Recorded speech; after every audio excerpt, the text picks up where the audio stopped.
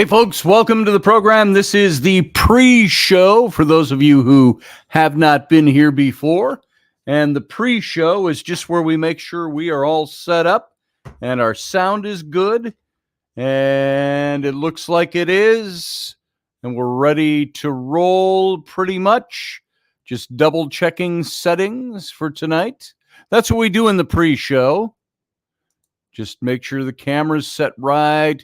The audio's set right, because, you never know. It's happened to us. I've gone on before and something's been haywire with the sound or haywire with the whatever. So pre-show, that's what we do. There's no real comedy warm-up or anything like that. It's just us getting ready to roll. And we go live in less than 2 minutes over on the radio station. That's at Odyssey Radio, ODYSYradio.com. And you can join over there if you want to hear just the audio version of this show. So there we go. All right, getting ready to roll.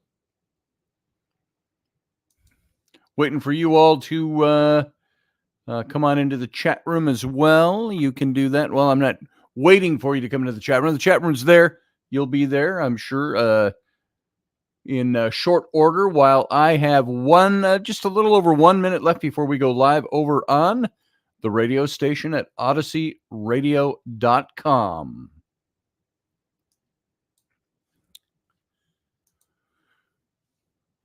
So, hey, Roy, how you doing? Good to see you. Everybody come on over to the YouTube channel. If you're over on, well, they're not hearing me yet over on the radio station because we haven't started. So I'll repeat it after we get rolling over there.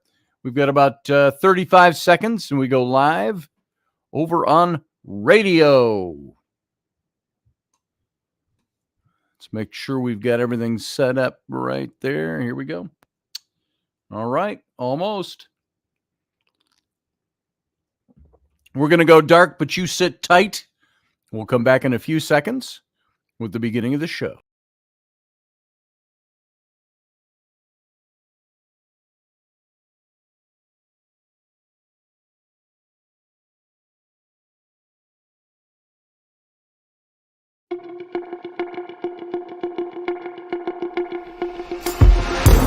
The Intrepid radio program with Scotty Roberts. Intelligent talk.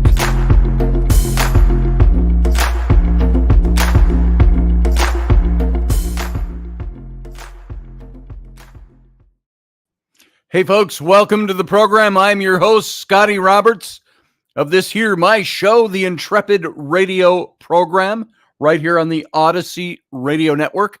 That's ODYSYradio.com. If you want to hear the show in its audio format only, and if you're over there and you want to join the chat room, best place to do it if you're on the Facebook link, if you're on the Twitter link or the X link, if you're anywhere else, the best way to join the chat room is to come on over to the YouTube channel, and you can make your face known and your presence known, and you can talk all you want over there. Don't take any calls, though, until we get to the captain's cabin, which is after we leave the radio airwaves. So welcome, everybody, to the Intrepid radio program. And, I came across a great quote not long ago today, and it was from Bertrand Russell. And he was asked about how fascism starts. And he said, Bertrand Russell said, first, they fascinate the fools. Then they muzzle the intelligence or the intelligent. First, they fascinate the fools. Then they muzzle the intelligent. Which category do you fall into? Where would you categorize yourself? What makes a fool? What makes an intelligent person when it comes to that? Hey, Sarah Youssef, welcome into the chat room. And Roy Palvido, my buddy, is there. And a bunch of other ones gathered elsewhere. Niall, I got your message. If you're listening, he may or may not make it in because he's had a long emotional day and he just might not make it in tonight.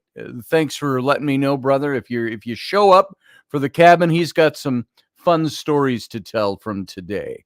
Hey, Michelle Kenham, free. You're not fascinated. I'm sorry you're not fascinated tonight.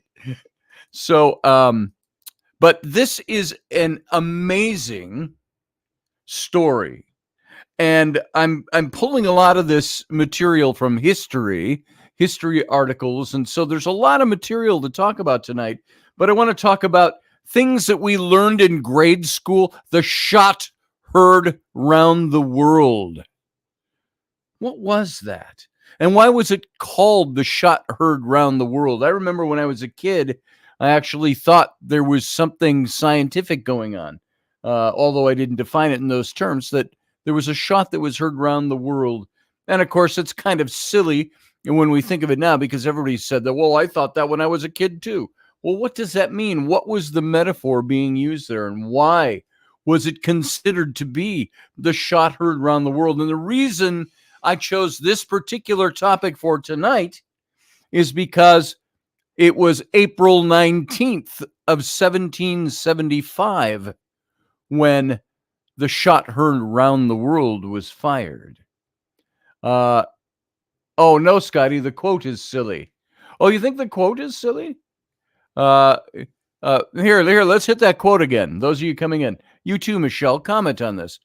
When asked how fascism starts, Bertrand Russell once said, first they fascinate the fools, then they muzzle the intelligent.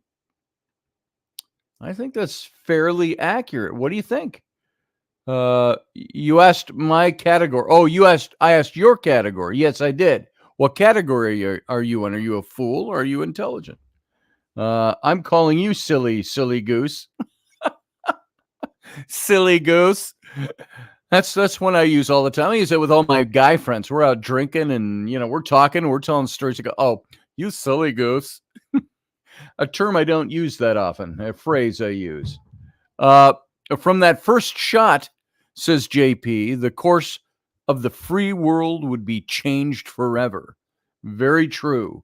And we're going to talk about that in depth tonight. We may not even get through all the material that I've got here, which is pretty, I answered, I'm not fascinated. You're not fascinated by, I have to dissect that a little bit. I don't know why it's not just hitting me in the face, what you're trying to tell me, Michelle. Oy vey, she says. There it is. You're calling me silly. Got it. You asked my category. Okay. I will take bets on that. On that she's not fascinated. Or the quote. How do you think fascism starts? I think it starts by foolish people having the wool pulled over their eyes. Pretty much. The quote. Oh, you don't like Bertrand Russell? I think he was pretty on the mark. Let's see, Michelle, the two categories I'm in the not fascinated category. Got it. You're not fascinated by fascism. Or you're not fascinated by Bertrand Russell. We'll talk about that later. Let's mull that over. You can call into the captain's cabin tonight, and we'll discuss that, perhaps. This is more challenging than needs to be, says Michelle. Maybe so. Sometimes nuance in a chat room while I'm talking on the show and you say something, I might miss your nuance, and it goes whoosh right over my head. The Weimar Republic, in other words, yes. Not necessarily foolish people, but broken people. Well, there's that. Yeah, I can go along with that. Let's talk about the shot heard round the world while we're at it. Why was this such an amazing thing? What is it about what happened at Lexington and Concord that became known as the shot heard round the world? JP already mentioned it a little bit, and I'm being distracted by your quotes. The quote suggests the population is a democratic one, volume before quality in terms of seizing power.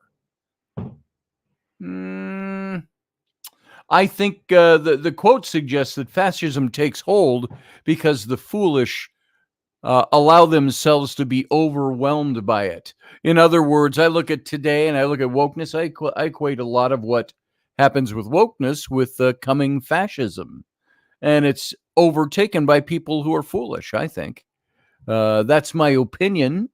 They are lulled into believing something, and it's the intelligent who are then muzzled after the fact and not allowed to say anything under law. Jason says, I mean, look what the Treaty of Versailles did to the German people. Yeah. So I'd have to brush up on the points of the Treaty of Versailles, but yes, in general, I agree with you. So, Susie Q, good to see you. Everybody else who's filtering in. Dead End Collectibles, that specific quote is not one I know, but there are similar quotes about subduing the masses and then destroying the intelligentsia. See, I look at the intelligent as different than the intelligentsia. The intelligent are those, to me, the thinking people. If we're going to break down Bertrand Russell's quote, I see that as the foolish being those who don't think very well. Those who will go along with the bread and circuses, those who will go along with whatever the charismatic leader will say. And I see the intelligent, not as the intelligentsia. I have always defined that as being the elitists, the intelligentsia.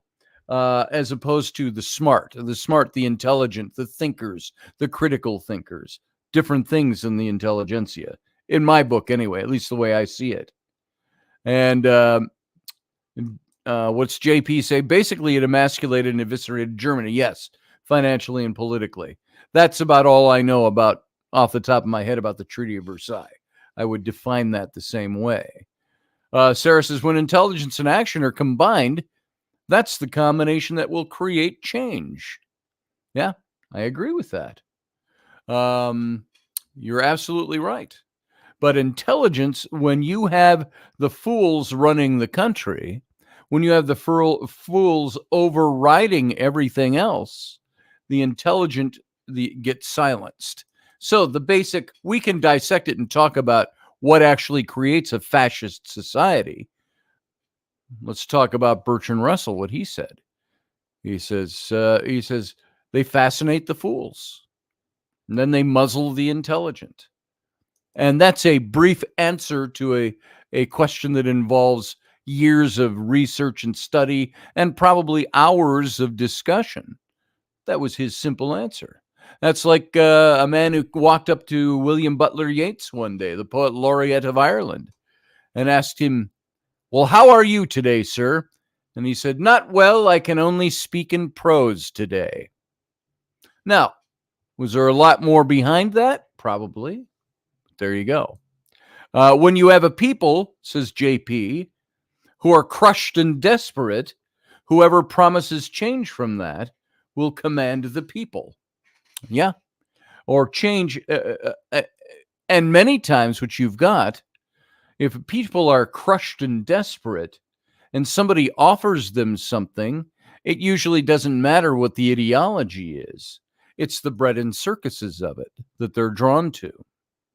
And tuck whatever you want into that bread and circuses category. And it's the intelligent, those who think their ways through it, who say, wait, don't be fooled by what feels good. Think critically. And most of the masses then who are crushed and desperate don't care about thinking. They don't care about facts. They don't care about being intelligent. They care about what, I don't know, makes them feel better about their country, makes them feel better about their situation. So it's a salve. So Bertrand Russell, clipped up. Sorry, Sarah. Bertrand Russell wrote The Mathematical Proof That Proves 1 + 1 = 2. There you go. He's a thinker. Of course, you don't have to think hard to find out that 1 + 1 = 2, but Philosophically, he had to break that all down for the foolish. So let's see. What am I going through here? Sisses, sweet sisses. Dead End Collective said, oh, I see, but it tends to end up the same way. The dumb stay silent and the smart speak out. And then when the latter call the former to arms, it ends up the same. The smart ones get strung up. Yeah, kind of. But the dumbs don't stay silent. That's the problem. The dumb, I think, make the most noise because the intelligent are like, oh, this is not good.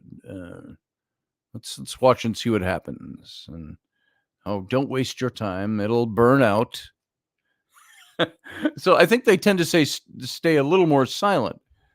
The smart people speak out when the dumb stay silent, and then the smart people speak out. I think it's kind of the other way around. The dumb are always clamoring at the mouth, flapping at the mouth. You should see some of the chats that I get invited into or that I'm drawn into because a post comes across in social media, and the absolute dumbness of people that are yapping through the day is unbelievable. And then if somebody smart speaks out, the dumb try to talk them down, talk over them, deny them the right to talk, or limit their ability to talk, or tell them, why are you here? And they try to block the smart. So the smart ones get strung up. Yeah, that's in the end. You're right. So you're right there, Niall. So the shot heard round the world. If I were to start about this, what do you think? Who were the smart people? I don't think we were dealing with fascism there.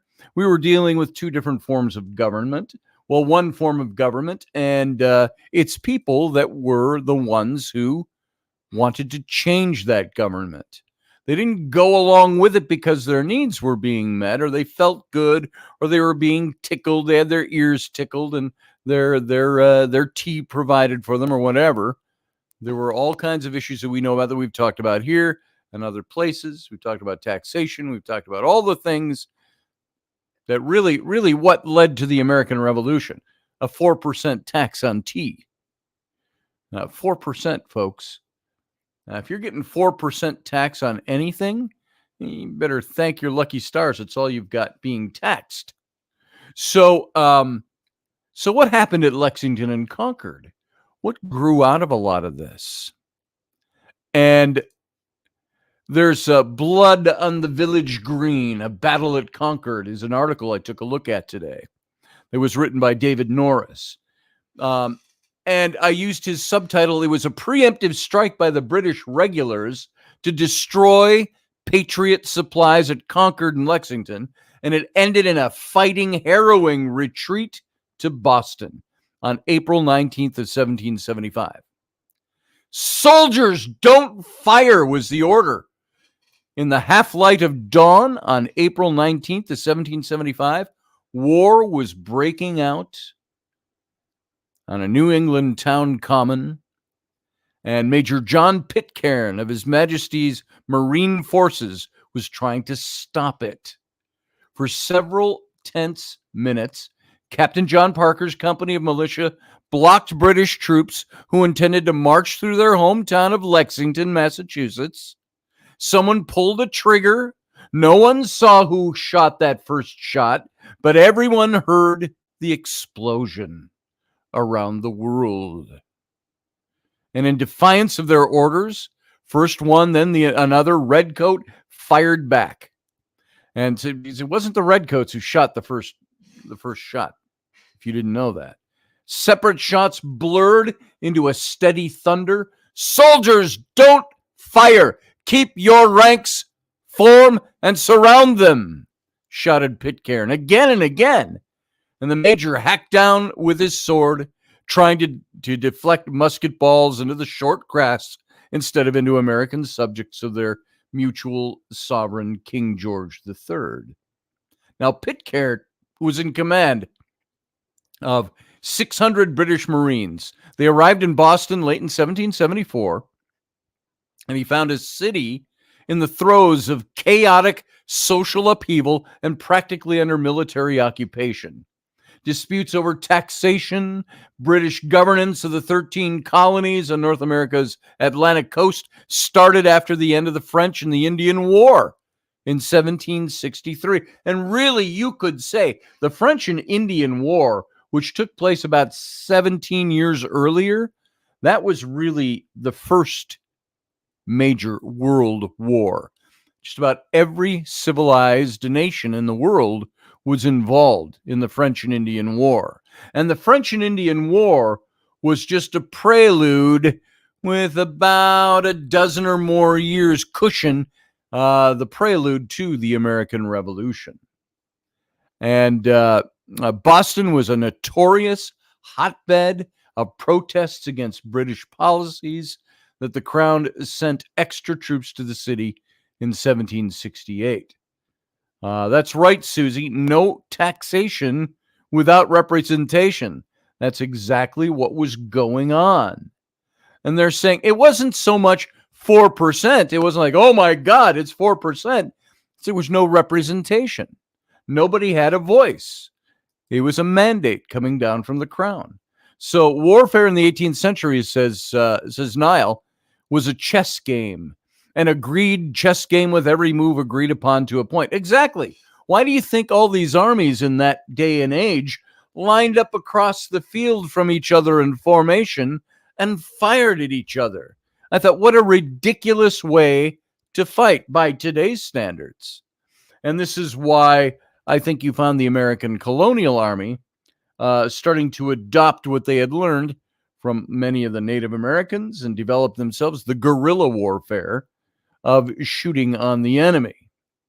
And so it used to be, just like Niall says, it was like, we're going to storm your castle on Thursday next. Do be ready.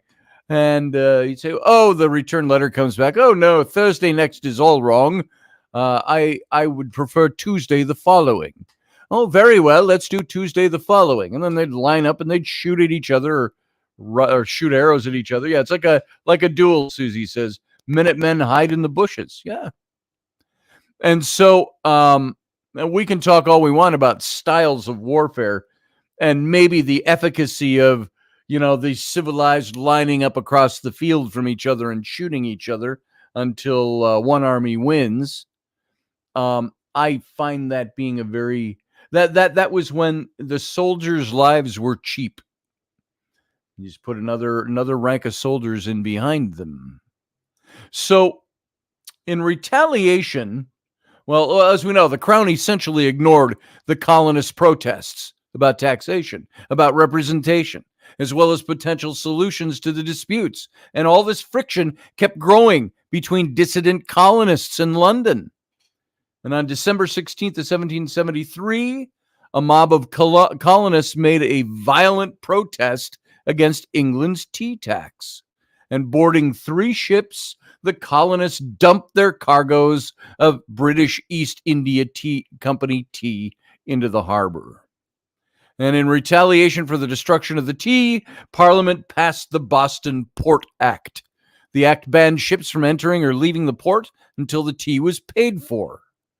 Other laws collectively called the Intolerable Acts, capitalized Intolerable Acts, accompanied the Boston Port Act.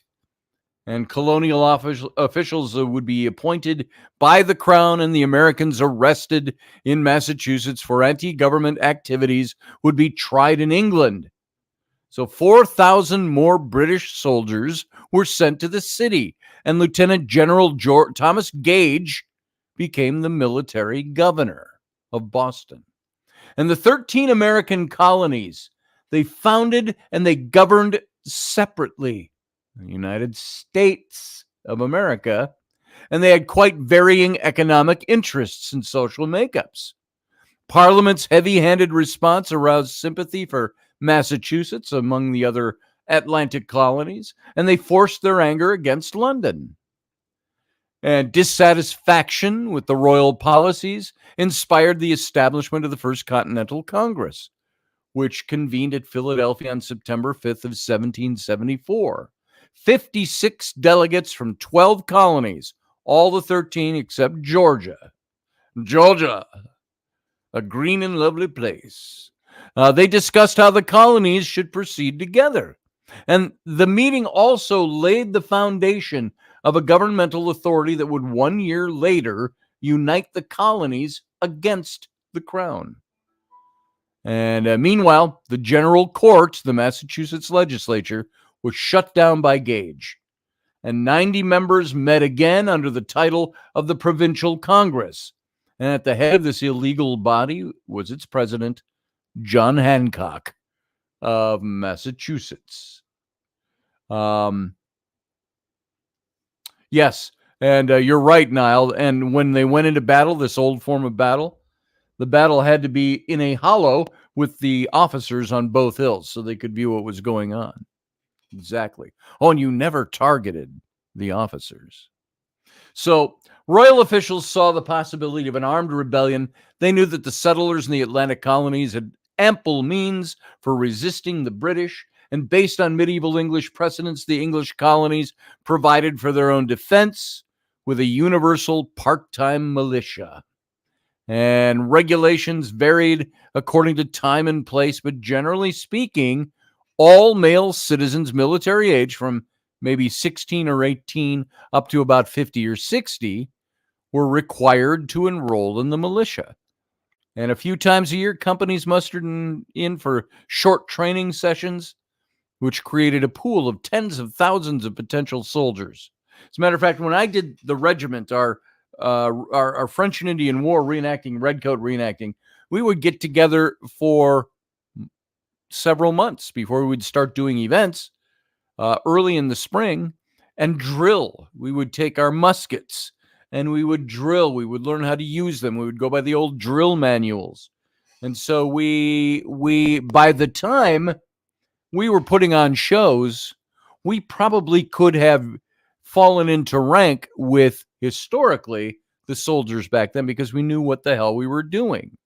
We weren't killing anybody in the process, but we learned what it took. And so they trained these people. This was a pool of tens of thousands of potential soldiers. And in the event of an Indian war, a pirate raid, or other civil disturbance, a proportion of each unit was sent for active service with colonial or British forces. And the rank and file provided their own clothing, their own muskets, their accoutrements. Local governments distributed gunpowder. Powder was difficult to procure in quantity because it was imported from Britain. And from guarded forts, locked royal magazines, the British issued supplies of powder for each town. This was for their own self-defense while they were still not rebelling against the crown. Excuse me. And William Brattle, an appointee of the royal governor, was in charge of a magazine at Quarry Hill, west of Boston. And he wrote to Gage, General Gage. He informed that nearby towns had removed all their allotments of powder, leaving nothing but the crown's share, lest the remaining powder fall into the hands of rebellious patriots. And Gage took action. And in September of 1774, he ordered 260 armed soldiers to march to Quarry Hill and bring the gunpowder back to Boston. The troops seized 250 half barrels of powder, which they brought back to the city. A detachment returning by a different route stopped in Cambridge to seize 2 cannons. Now, Gage's act and the reaction to it became known as the powder alarm. A harmless and legal action on the part of the British, the powder alarm made many colonists believe that the British did not trust them and that the powerful British Army was in Boston to move against Massachusetts rather than protect it. So, even back then, one of the best ways people thought to be attacked by your government was for your government to disarm you. So, that's why we've got a Second Amendment, folks. This, in part, I'm sure, had something to do with that. So during the winter, Patriots spirited weapons and supplies out of Boston. There was a Lieutenant Frederick Mackenzie of the Royal Welch Fusiliers, noted on January 30th of 1775 that the country dwellers were, quote, taking every means to provide themselves with arms, and are particularly desirous of procuring the locks of firelocks, which are easily conveyed out of the town without being discovered by the guards, end quote. And 2 days later, a court-martial in Boston tried some soldiers suspected of selling muskets and locks to civilians. One soldier was convicted, sentenced to receive 500 lashes. What do you suppose would be left of a man after 500 lashes? Mackenzie wrote that late in March, guards stopped a countryman taking 19,000 musket cartridges. No one knew how many other smuggled shipments went undetected. This was going on for a long time. And well aware of the Patriots' growing collection of munitions, Gage looked for officers who could produce useful sketches and maps of towns and roads outside of Boston. Among the officers sent out on such missions were Captain John Brown, Ensign Henry de Benear, and they left Boston in late February pretending to be surveyors. And de Benear wrote that they went out disguised like countrymen, quote, in brown clothes and reddish handkerchiefs around our necks. So Brown and de Benear often felt suspicion and hostility on their trip. Most locals openly supported the Patriots and intimidated the relatively small proportion of loyalists who lived among them. And watching militia drill at Buckminster's Tavern, the pair listened, recalled de Benear as one of their commanders spoke a very eloquent speech, told them they would always conquer if they did not break, and recommended them to charge us coolly and wait for our fire, and everything would succeed with them, and put them in mind of Cape Breton and all the battles they had gained for His Majesty in the last war, and observed that the regulars must have been ruined but for them. This was all a quote from him. And so it was shocking for the British commanders to realize that the colonial militia was well organized, including numerous veterans of the French and Indian War, and that was firmly loyal in the Patriot movement.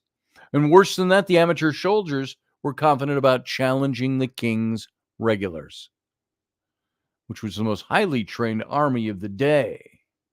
Niles says, the reason I mention warfare in those days is that this myth of the opening shot was probably some gun going off by mistake, which led to a massive report by everyone scared to death. Maybe it could have just been somebody who was overzealous as well, the shot going off, or somebody nervous and taking the first shot. And Niles says most of the time in those days, foot soldiers were never sure whether their weapon was going to fire, blow up in their face, or do nothing at all. Well, here's the difference. These colonial militia weren't the foot soldiers of the regular army. They were taking a shot. They probably knew they were taking a shot. Now, you might be right. There might be a myth that grew up around that, but I don't think it's so much mythology to say there was one shot that was fired and that launched the whole thing, no matter what caused the shot. So on March 30th, Gage ordered Brigadier General Hugh Percy to take his brigade on march, known as Lord Percy. The 32-year-old general was the son of the Earl of Northumberland. He was a veteran of European campaigns during the 7 Years' War, the French and Indian War. The British called it the 7 Years' War. Percy was a talented soldier, politically a Whig. Do you take me completely for a Whig, sir? Famous line from a movie. Percy sympathized with the colonists against the crown's policy. JP, what movie was that from? I'll repeat it for you. Do you take me completely for a Whig, sir? So, JP, if anybody knows that quote, he does. And although he was repelled by the Patriots' threats of violence. Now, Percy led 1,000 soldiers into the countryside for several miles. Locals pulled up the planks from a bridge at Cambridge and brought 2 cannons to guard the bridge at Watertown. And in the end, Percy's men found no hidden weapons or powder, and they returned to Boston. Well, let's see. You're going to have to think on that one. I'll give you a hint. It was John Hurt. John Hurt, yes. He played Evander, the wand guy in Harry Potter who owned the wand shop. He was in Alien, the original Alien movie, the guy who had the first chest popper. Rob Roy, there it is. You got it. He was the Marquis of Montrose. And in answering an insult, or an intended insult, you take me completely for a wig saw. So, and he was a Marquis. So, there you go. Rob Roy, you got it. So, Percy's March made the Patriots wary of warlike British forays into the countryside. And pondering that matter, the provincial Congress decreed that if more than 500 troops with artillery and baggage again marched outside of Boston, it would be considered an aggressive threat. And in such an event, the militia would be mustered to form an army of observation. They could watch the British, but under no circumstances would the provincial troops fire unless fired on first. Now, let me ask you a question. If you try to put this in a little perspective, imagine something like that happening here today. Folk in the city, folk in the countryside, and they'd see the government marching on them with the army today. Imagine somebody knocking on your door and saying, we are gathering soldiers for a home army, a militia, to fight against the government forces. We need you and your weapon. Put that in context, how we would react today. Well, I can't do that. Who's going to pay my cable bill if I run off to war? You know, different times, of course. But imagine that. There was a movie, was it The Patriot? The Patriot, Mel Gibson movie, where he sent his son and others to go around the countryside looking for a militia. And they walked into a church on a Sunday morning while the parson is speaking. And they said, excuse us, parson, all due respect, we're raising an army, a continental army, and we need volunteers. Imagine that happening during, let's say you go to church and your pastor, your priest is speaking, and two guys with guns walk into the back and say, pardon us, we have to make an announcement. You don't know us. We're raising an army to fight against our government. What would be the reaction nowadays? You know that movie? Yes, that's the one we're talking about, Niall, the movie with Mel Gibson, The Patriot, where he had his kids running around in the woods with muskets to save the son from hanging. That's right. They called everyone. Yes. Shoot small, aim small, shoot small was the command he gave his sons. And he said, take out the officers because they don't expect that. So, aim for the guys on the horses. So,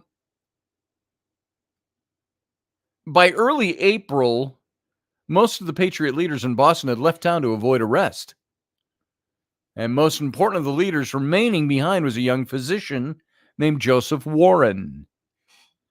And each British foot regiment had two elite flank companies, one of the Grenadiers and the other of light infantry. And on April 15th, Gage pulled the flank companies from regular duty. And at the same time, naval officers were asked to supply sailors and boats to transport a large force of infantry across the Charles River. Now, if you think way back in the early 80s, I want to say it was, there was a movie called Revolution.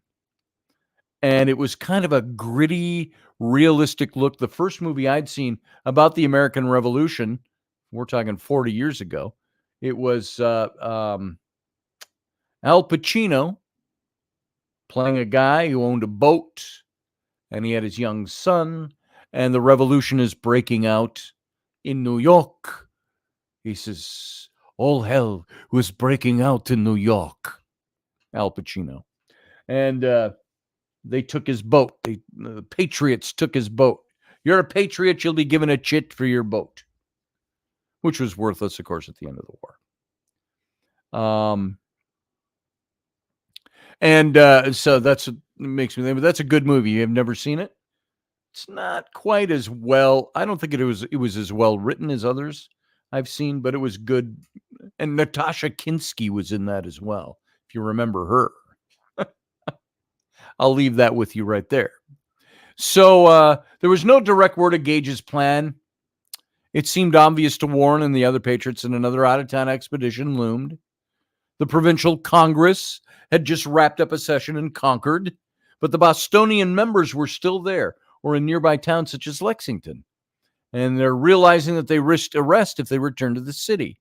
And Boston silversmith and engraver, political activist Paul Revere, was a trusted figure in patriotic circles. By the way, if you want to see some great portrayals of what these men did that I'm naming here now, John Hancock, Paul Revere, there's a great miniseries. I'm trying to think of what channel I watched that on, but it's called The Boston Tea Party. And Rob Lowe did the narration on it, and then they had reenacted things. They had some pretty good actors playing, actors you don't recognize, playing the roles of these characters. And they spent like 6 episodes just talking about the Boston Tea Party, the lead up to it, the fallout from it. Worth watching. Look that up. Boston Tea Party with Rob Lowe. Find out where you can watch it because it's well worth your time. Sam Adams was part of that all too. And so when Paul Revere returned, he stopped in Charleston. He knew that if the British left Boston, getting word out to the countryside would be difficult. The only land exit at Boston Neck was guaranteed.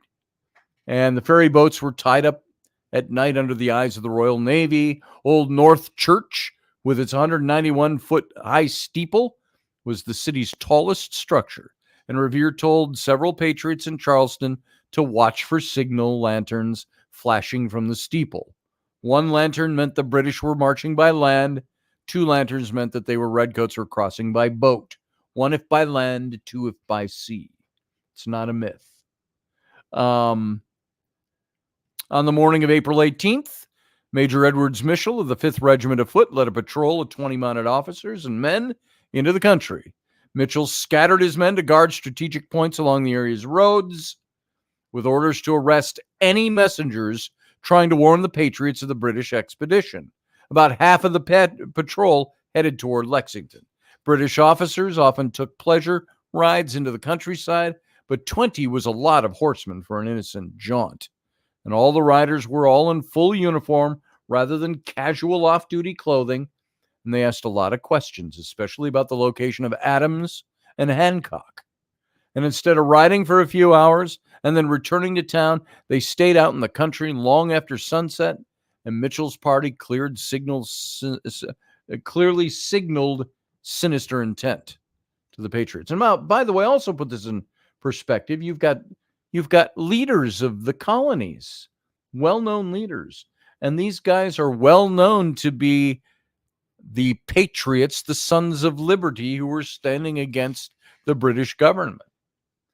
And imagine you feel the coming of war, and it would be like the common folk who were loyal to the crown were like, or didn't really think either way. They just lived and they serviced the crown. They're like, dude, I don't know anything about it. Don't want to be part of a war. God save the king. And they're watching this going on around them, only without the social media and the media that we have today. See you, Susie Q. Thanks for being here tonight. So on the afternoon of April 18th, Francis Smith learned from Gage that he was going to lead the flank companies out of town on a march. And Gage could be assured that he wasn't sending a hothead to charge this potentially volatile mission. He sent a guy, Smith, in. And second in command of Smith's force was Pitcairn. Scottish-born Pitcairn generated respect and friendship among the military as well as Boston's loyalists and patriots. And he was a veteran of Canadian campaigns during the French and Indian War. And one of the sons, Midshipman Robert Pitcairn, served in the Royal Navy. Young Pitcairn was the first European to see the South Pacific island that bears his name, Pitcairn Island. Can anybody tell me, what is Pitcairn Island known for? Without looking it up, if you know, just blurt it out in the chat room. It's a place I'd like to go see someday. And it's way down in the South Pacific, beyond Hawaii from the United States. Hey, Maya Hansen. Hey. Pitcairn's Island. Now, Smith set out at about 10 p.m. on April 18th. The Navy didn't supply enough boats, and it took about 4 hours to assemble the force on the west side of the Charles River. And Lieutenant William Sutherland of the 38th Regiment of Foot wrote, "Here we remained for 2 long hours, partly waiting for the rest of the detachment and for provisions.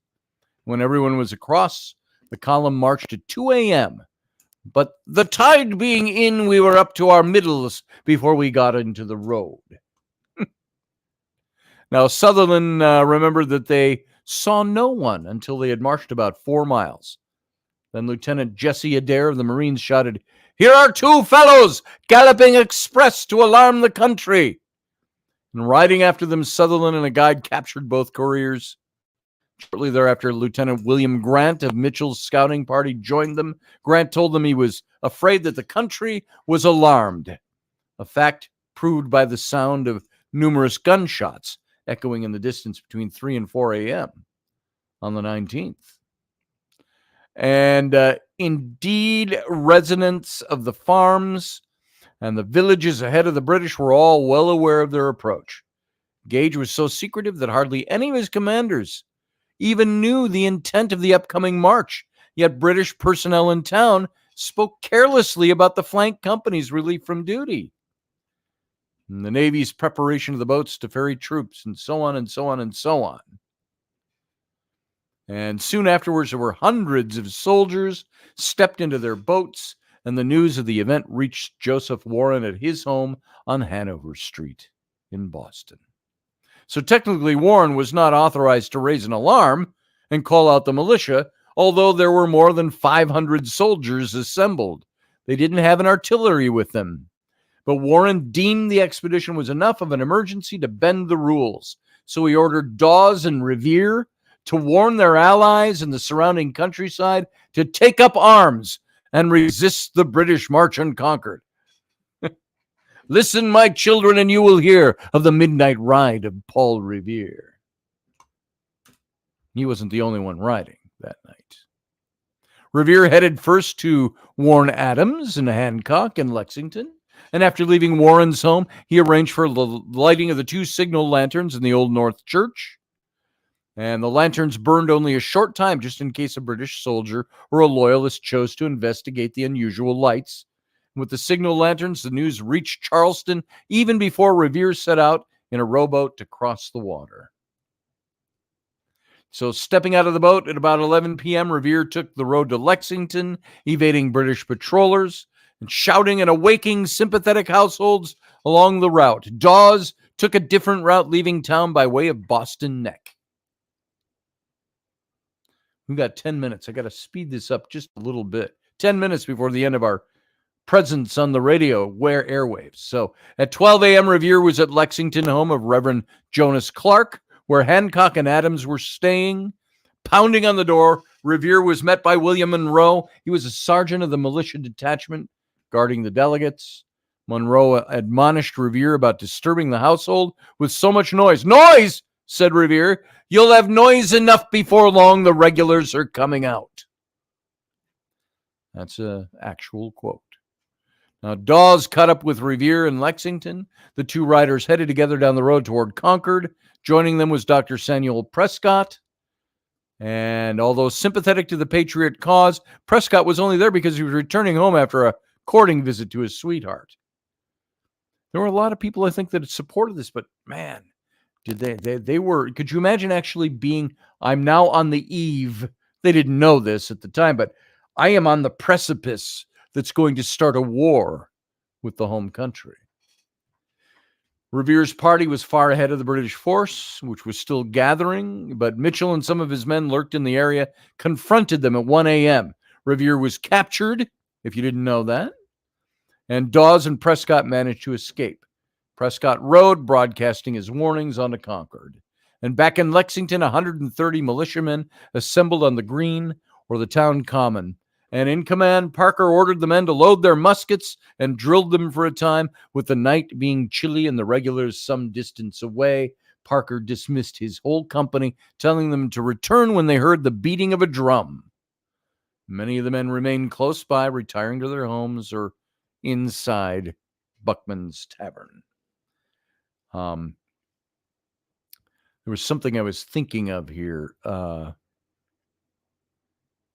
Back when I was in the Marine Corps for a very short time, as you know my story, I broke a bone in my lower back and was medically discharged. And about 6 months after I got home, I get a phone call, and this is back in the mid-1980s. And I get a phone call on my answering machine. Beep, at the tone, leave your message. Rockford Files reference. And so I hear this voice on the other end, and it's first there's a pause, and it says, "Yeah, you know who this is. You will call me back, or you will drop and give me 50. And it was my old drill instructor, Staff Sergeant Matt Pisani, who lived in Boston. He said he had some stuff he wanted to talk with me about, and he said, "Why don't you come out to Boston, and I'll show you around all the historical shit." Quote. So I ended up going to Boston. He took me to Faneuil Hall, all these places, and we went to Lexington and Concord. And it's just a short drive from Boston. So Lexington and Concord was pretty close to Boston, if you didn't know that. So I've been there. I saw that's a replacement bridge is built there, of course, now. The old bridge doesn't exist anymore. But he said that's where that was. So I got to stand on this spot. Now, new riders took the alarm to the other towns and the villages, and the militiamen pounded the drums, sounding the emergency. They fired musket shots to awaken and alert the population, with couriers tolling bells and signal shots buzzing around them. Smith sent back to Boston for reinforcements. Gage already sent orders at 4 a.m. for Percy to lead another force to aid Smith. However, 2 mishaps delayed the dispatch of help. First, Gage's orders went to the quarters of the wrong guy. Let's put it that way to save time. 5 hours slipped by before Percy left Boston. Now, approaching Lexington before 5 a.m., Sutherland and Adair rode ahead of the main force with a sergeant and a half-dozen men. Gunshots popped in the dark, but the advanced men relaxed slightly, concluding that the shots were just fired in alarm and not directed at them. Now, keep in mind, we are now on the day, April 19th, which took place. Why didn't I figure the years before? If we are of 75, so you're looking at 25, 225, and 250 years ago. So 249 years ago, I think it was, if I did my math right in my head. So several horsemen appeared in the road. Most of the strangers quickly rode away. One of them turned toward the British and aimed his musket. He pulled the trigger, and Sutherland saw a flare of gunpowder from the priming pan, but the weapon misfired. I've had misfires with my musket. And you get a flare. Misfire or not, that flash in the pan proved that the locals would shoot at British troops. And that's where the phrase flash in a pan came from. Oh, it's just a flash in the pan. No bullet behind him, no wound, no nothing, just a flash in the pan. Pitcairn halted and ordered his companies to load and then pressed on to Lexington. About 11 miles from Boston, the road from Boston split around Lexington Green, the town common. The road's left fork ran to Concord, the right to Bedford, and a short lane linking Bedford and Concord roads formed at the top to the triangle-shaped common, about 100 yards across, covering 2.5 acres. And like other American town commons, it was publicly owned grazing ground for sheep and cattle, so the ground was mostly open, covered by closely cropped grass, and I'm sure a lot of sheep poop. And at the bottom of the triangle, at the fork of the road, was a meeting house, something of a combination church building and town hall. Nearby was a separate belfry tower. On the northwest corner of the green stood a schoolhouse, and across the Concord Road was Buckman's Tavern. Folks, we're going to carry this a little bit into the captain's cabin tonight because I want to get through to what happened with the shot that rang around the world. We're at about 2.5 minutes left before we are done on the radio. So, alerted to the Redcoats' approach, a drummer pounded an alarm at 5 a.m., reassembled the militiamen lined up with Parker near the north end of the green. Spectators watched from the edge of the green from their homes or other sheltered spots. And one onlooker, Elijah Sanderson, didn't have a musket but lingered to see what would happen. John Lowell Revere and Hancock's secretary passed between Parker's line, carrying a heavy trunk packed with secret papers out of harm's way. Parker steadied his men, telling them, "Stand your ground. Don't fire unless fired upon. But if they want to have a war, let it begin here." Famous words. If they want to have a war, let it begin here. Now, it wasn't full daylight yet, but when Pitcairn got as far as the meeting house, he could see the Patriot force standing on the common. Adair led part of the British force around the right of the meeting house. Pitcairn moved with the remainder around the left of the building. Altogether, the British on the scene numbered 250, with several hundred more not far behind. No one had a clear view of the whole setting of the Battle of Lexington. First-hand memories of the next few moments of this landmark event in American and world history were remembered as a kaleidoscope jumble of conflicting impressions.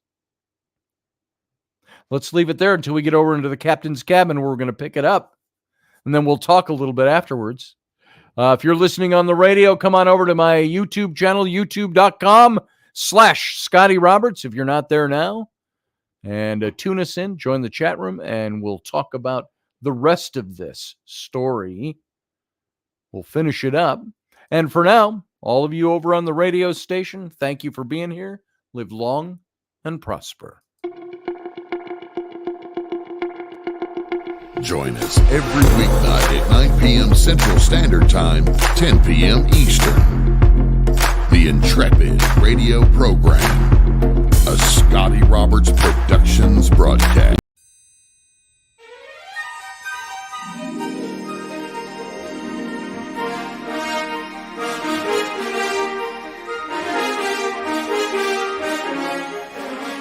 Hey folks, this is Scotty Roberts, and this is the Intrepid radio broadcast.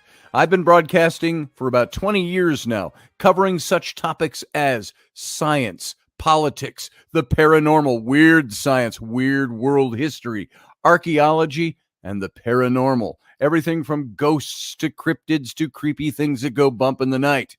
So every week I bring you 3 new episodes. Come and join my channel and also be a patron to this site. So see the details below, and we'll see you here.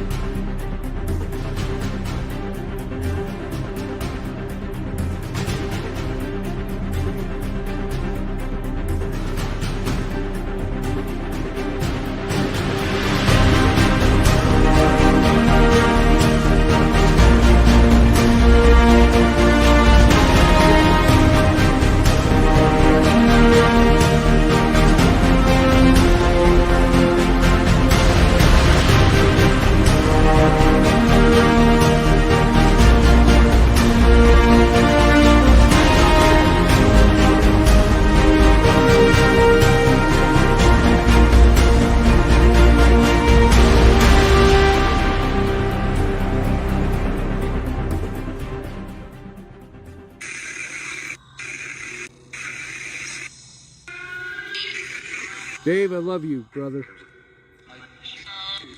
I miss you too. I miss you too, I heard. Yep.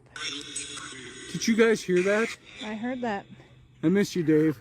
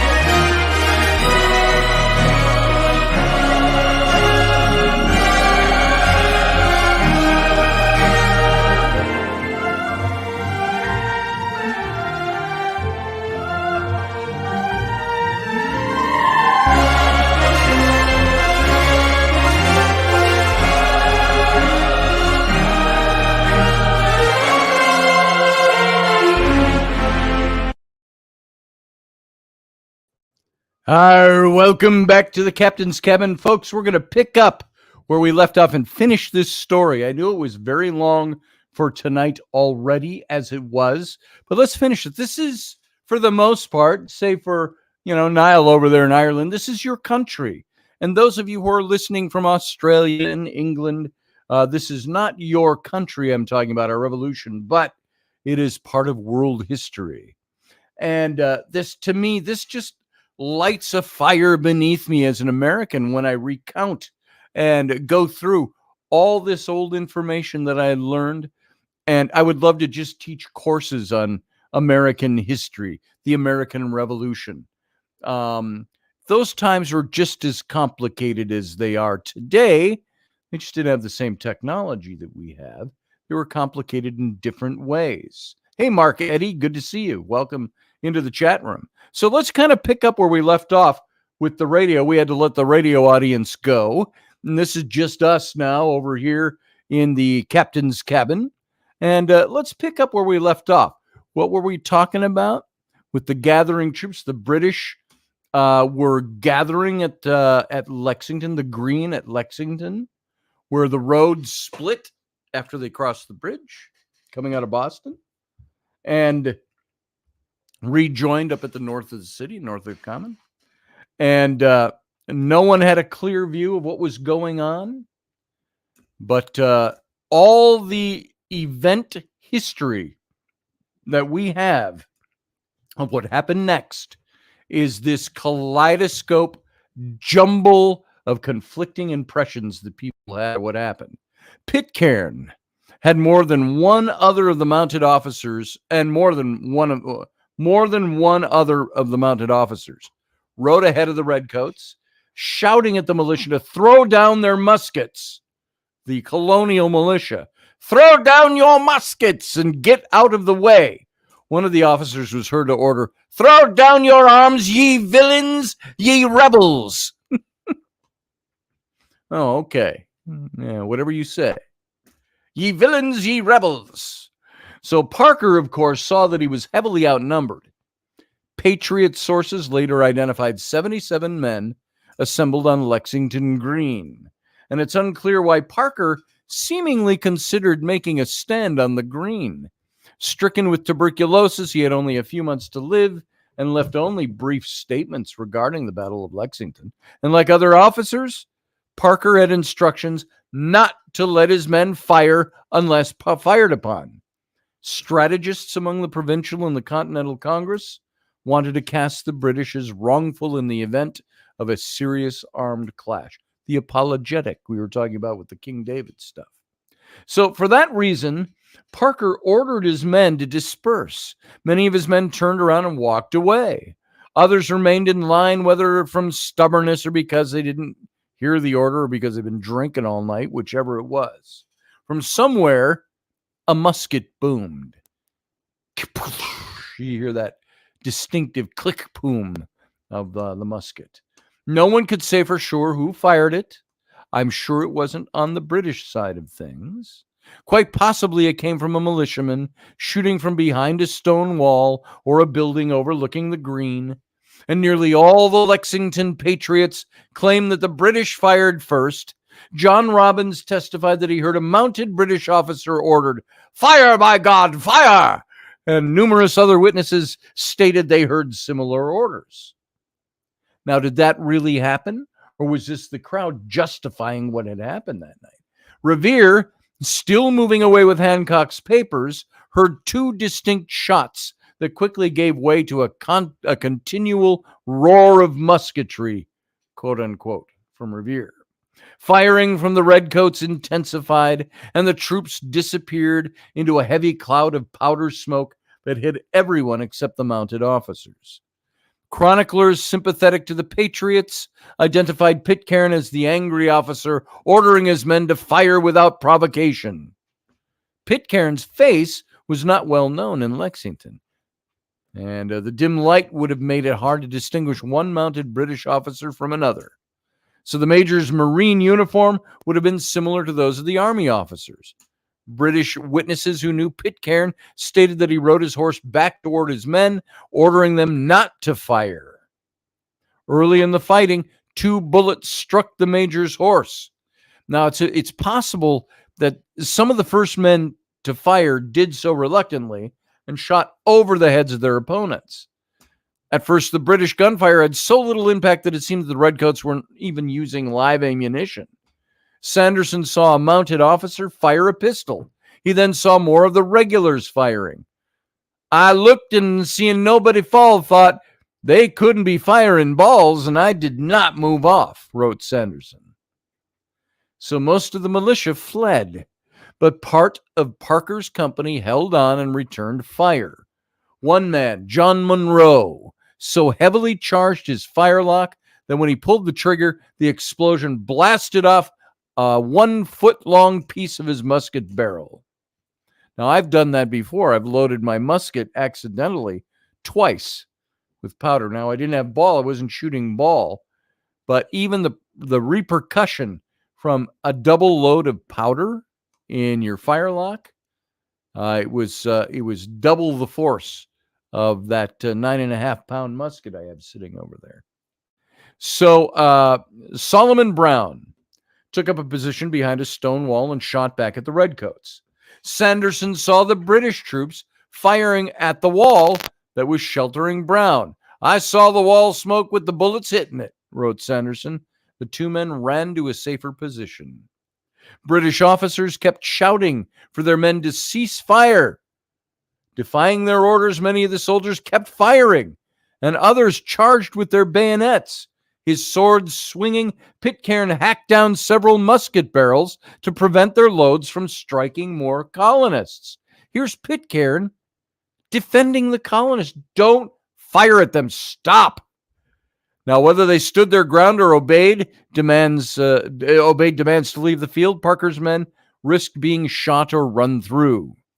And fatally wounded, Jonathan Harrington dragged himself to his home by the Green, and he died on his doorstep in front of his family. Jonas Parker, the militia captain's cousin, placed his hat on the ground and into it tossed his flints and bullets.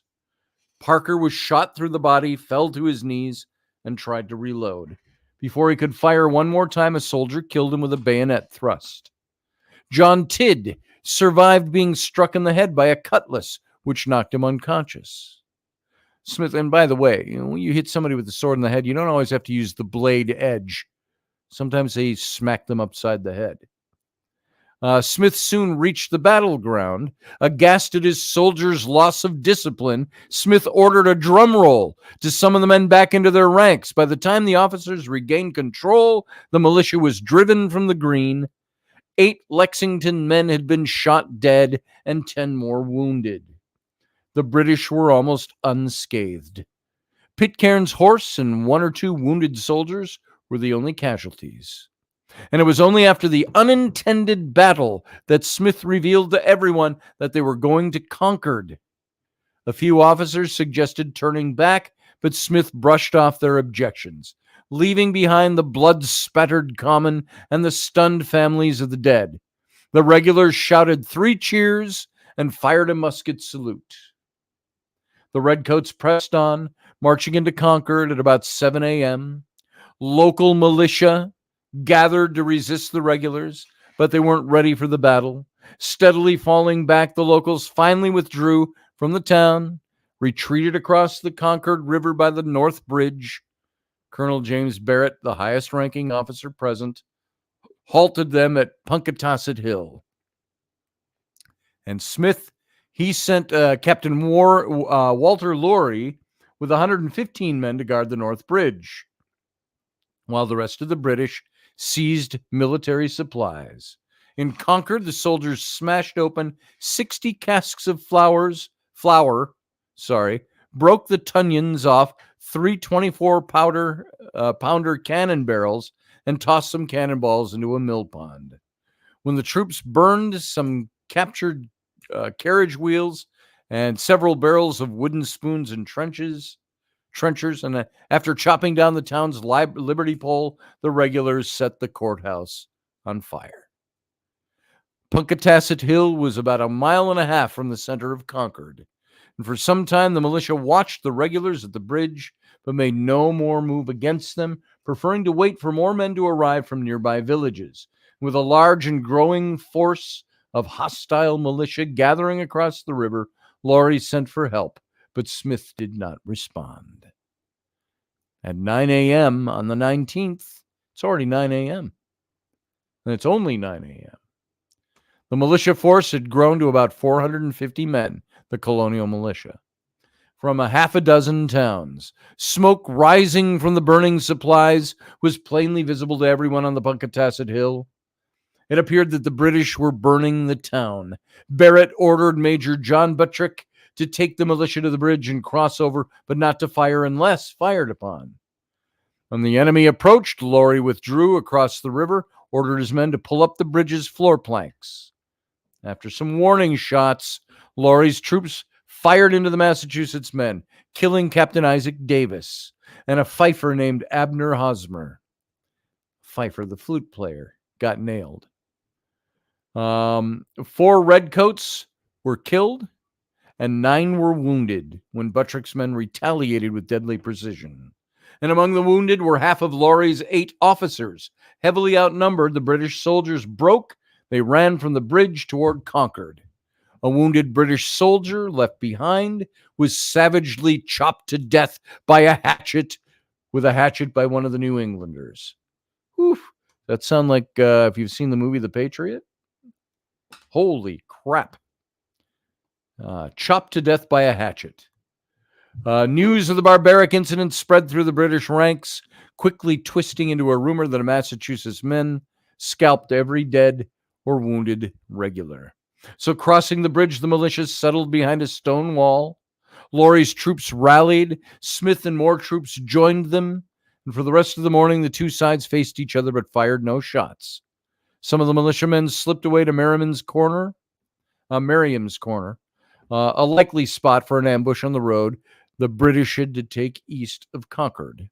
At noon, Smith ordered withdrawal to Boston. On the road marched the grenadiers and the wounded. Light infantry shadowed them, prowling a ridge north of the road to clear potential attackers out of the way. The first mile of the retreat from Concord was strangely quiet. No fifes or drums played. No shots rang out as the British trampled along the road. The Merriam's Corner, a bridge crossed a creek that also cut the ridge, forcing the flanks down the main roadway.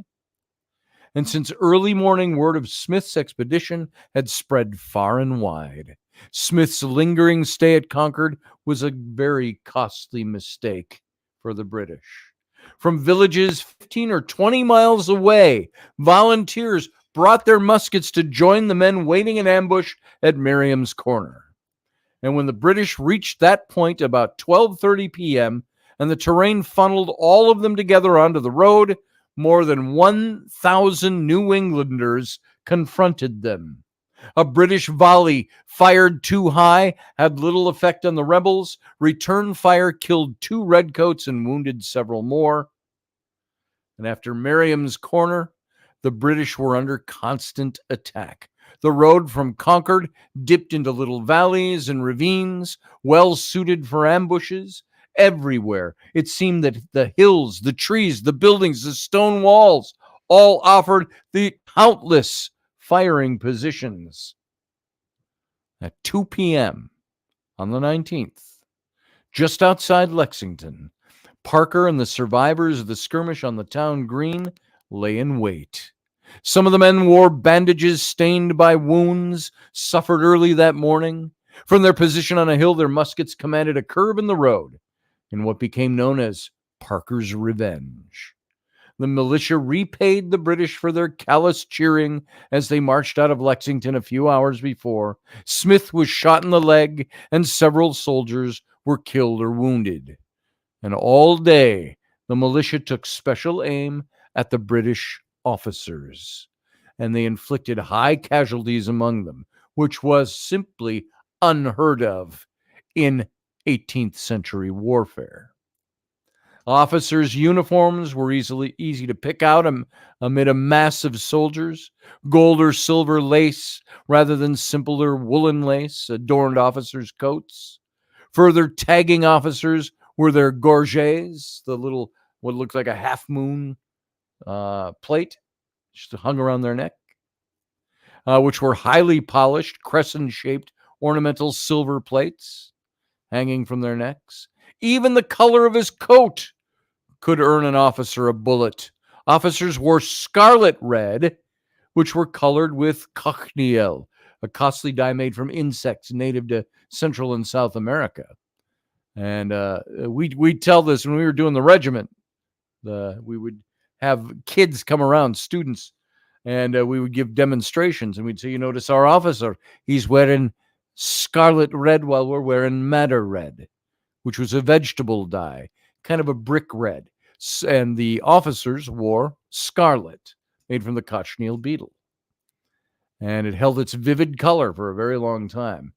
And the enlisted wore the vegetable dye madder red, which soon faded from red to pale shades of brownish or orangey pink. And before reaching Lexington, the British met another ambush at Fisk Hill. Pitcairn was thrown from his horse, and by this time, the column was in serious danger. They were slowed by having to carry dozens of wounded. Ammunition was running low. Anyone who looked back saw the road with his comrades. More and more of the officers were falling dead or seriously wounded. Panic drove many of the soldiers to run away. With nowhere to go, they made for Lexington Green. And at Lexington, the fleeing troops found better salvation than they dared hope. Percy was just east of the village with more than 1,100 men and 2 6-pounder cannons. And as Smith's demoralized troops ran for safety in a hollow square formed by fresh infantry, Percy's gunners opened fire on the meeting house and the nearby buildings. Cannonballs punched through the walls, driving any potential ambushers outside. And although the participants were only truly aware of the fact much later, the shootings at Lexington Green galvanized the disparate town militias into a single revolutionary army. That was the shot heard round the world. That's what it caused. There was as yet no official leader. Men acted on their own accord or with their local officers, but overall, the battle along the Concord Road was handled well enough by the insurgents. And commissioned a brigadier general by Massachusetts in 1774, William Heath was the top-ranking Patriot officer present that day. Heath saw only a limited portion of the battle. Warren, who left Boston that morning, joined Heath on the road. They reached Lexington around 2 p.m., and about the time that Percy's guns had halted the momentum of the Patriots, Heath studied the men after the British cannonballs had scattered them. With their faces united, Percy and Smith started again for Boston. And soldiers took out their anger by looting or burning houses along the way. This is the British. Patriots hounded the British, and heavy fighting continued for miles along the road. And Mackenzie noted, our men had very few opportunities of getting good shots at the rebels, as they hardly ever fired but from under cover of a stone wall, from behind a tree, or out of a house, and at the moment they fired, they lay down out of sight until they had reloaded. So redcoat casualties mounted, but the battle was not a one-sided affair. Light infantrymen, well trained in skirmishing warfare, stalked isolated pockets of the Patriots. And waiting in ambush for the British, a few militiamen hid behind some barrels at a place called Watson's Corner, their attention riveted on the road. They didn't see a band of light infantry slipping up on them. The soldiers stabbed 3 would-be ambushers with their bayonets, and among the dead was Major Isaac Gardner, the highest-ranking officer of either side to die that day. April 19th, 1775. Fighting on April 19th began in the dim light hours of dawn, and by the time it ended, musket flashes blazed brightly on the gloom of dusk. Percy opted to return to Charleston rather than taking the longer route to Boston Neck, and by 9 p.m., the British were safe in Charleston's peninsula. And there were approximately 4,000 Patriots in pursuit of them, the disorganized, patriotic colonial militia. But the soldiers held a strong and easily defended position on high ground. Later, that choice of a safe place would seem ironic. It was Bunker Hill. And in their shocking and unexpected defeat of April 19th, British losses reached 73 officers and men dead, with 200 wounded or missing. Patriot losses were much lower, estimated at 49 dead, 39 wounded, 5 missing. And enough rebels poured in to form an army that put Boston under siege the next day. And at the most intense clash of the siege, the June 17th, 1775 Battle of Bunker Hill, the British won a hard-fought but costly victory to drive Patriot forces away from commanding heights in Charleston. The Continental Congress found a leader who pulled together the disorganized ragtag Patriot forces, a Virginian named George Washington. Boston's siege went on into the next spring. Washington and his army would fight many battles, but there was no Battle of Boston. Under the orders from London, the British excavated the city on March 17th of 1776. So in all this fallout, American militiamen, mostly amateur soldiers without professional military training, performed with great success on April 19th of 1775. Their brave but doomed defiance at Lexington, their determined and successful stand at Concord, and the staggering defeat they dealt to a large army of British regulars have ever since echoed down through American history. Revolutionary patriots gained the confidence they needed to see them through to the end of the war with a major European power. After all, the fighting on April 19 proved that the Patriots could make Britain's professionally trained officers and regulars flee in panic. So perhaps the lessons of Lexington and Concord were learned too well. For decades, Americans felt secure under the protection of their militia. But the early United States also learned a long-time contempt for professional troops, hindering development of a permanent trained army with a corps of experienced officers. In situations where trained regulars might have survived and won, thousands of poorly trained, incompetently led militiamen would die in early Indian wars or the War of 1812. And even during the Revolution, the final victory at Yorktown required regiments of American regulars and French allies who could stand and exchange volleys with rows of redcoats. So there, folks, is a reminder to all of you who are American citizens of the shot heard round the world. the Battle of Lexington and Concord, which launched and kicked off the American Revolution. And JP is saying, what about James Whitmore? Or Stuart Whitmore, I'm sorry. Samuel Whitmore. And here, I'll read you a little bit about him. He was an American farmer and a soldier, 78 years old when he became the oldest known colonial combatant in the American Revolutionary War. And he lived on. He died in 1793. So he lived 20 years beyond Lexington and Concord. And let's see if we've got a little bit more about him in his... he was an American farmer. He was a soldier. He was 78 years old when he became the oldest colonial combatant. And he was born in Charleston. On April 19th, Whitmore was in his fields when he spotted an approaching British relief brigade under Earl Percy and sent to assist the retreat. And Whitmore loaded his musket, loaded his musket and ambushed the British grenadiers of the 47th Regiment of Foot from behind a nearby stone wall, killing one soldier. Then he drew his dueling pistols, killed a second grenadier, and mortally wounded a third. By the time Whitmore had fired his third shot, a British detachment had reached his position. Whitmore drew his sword and had attacked.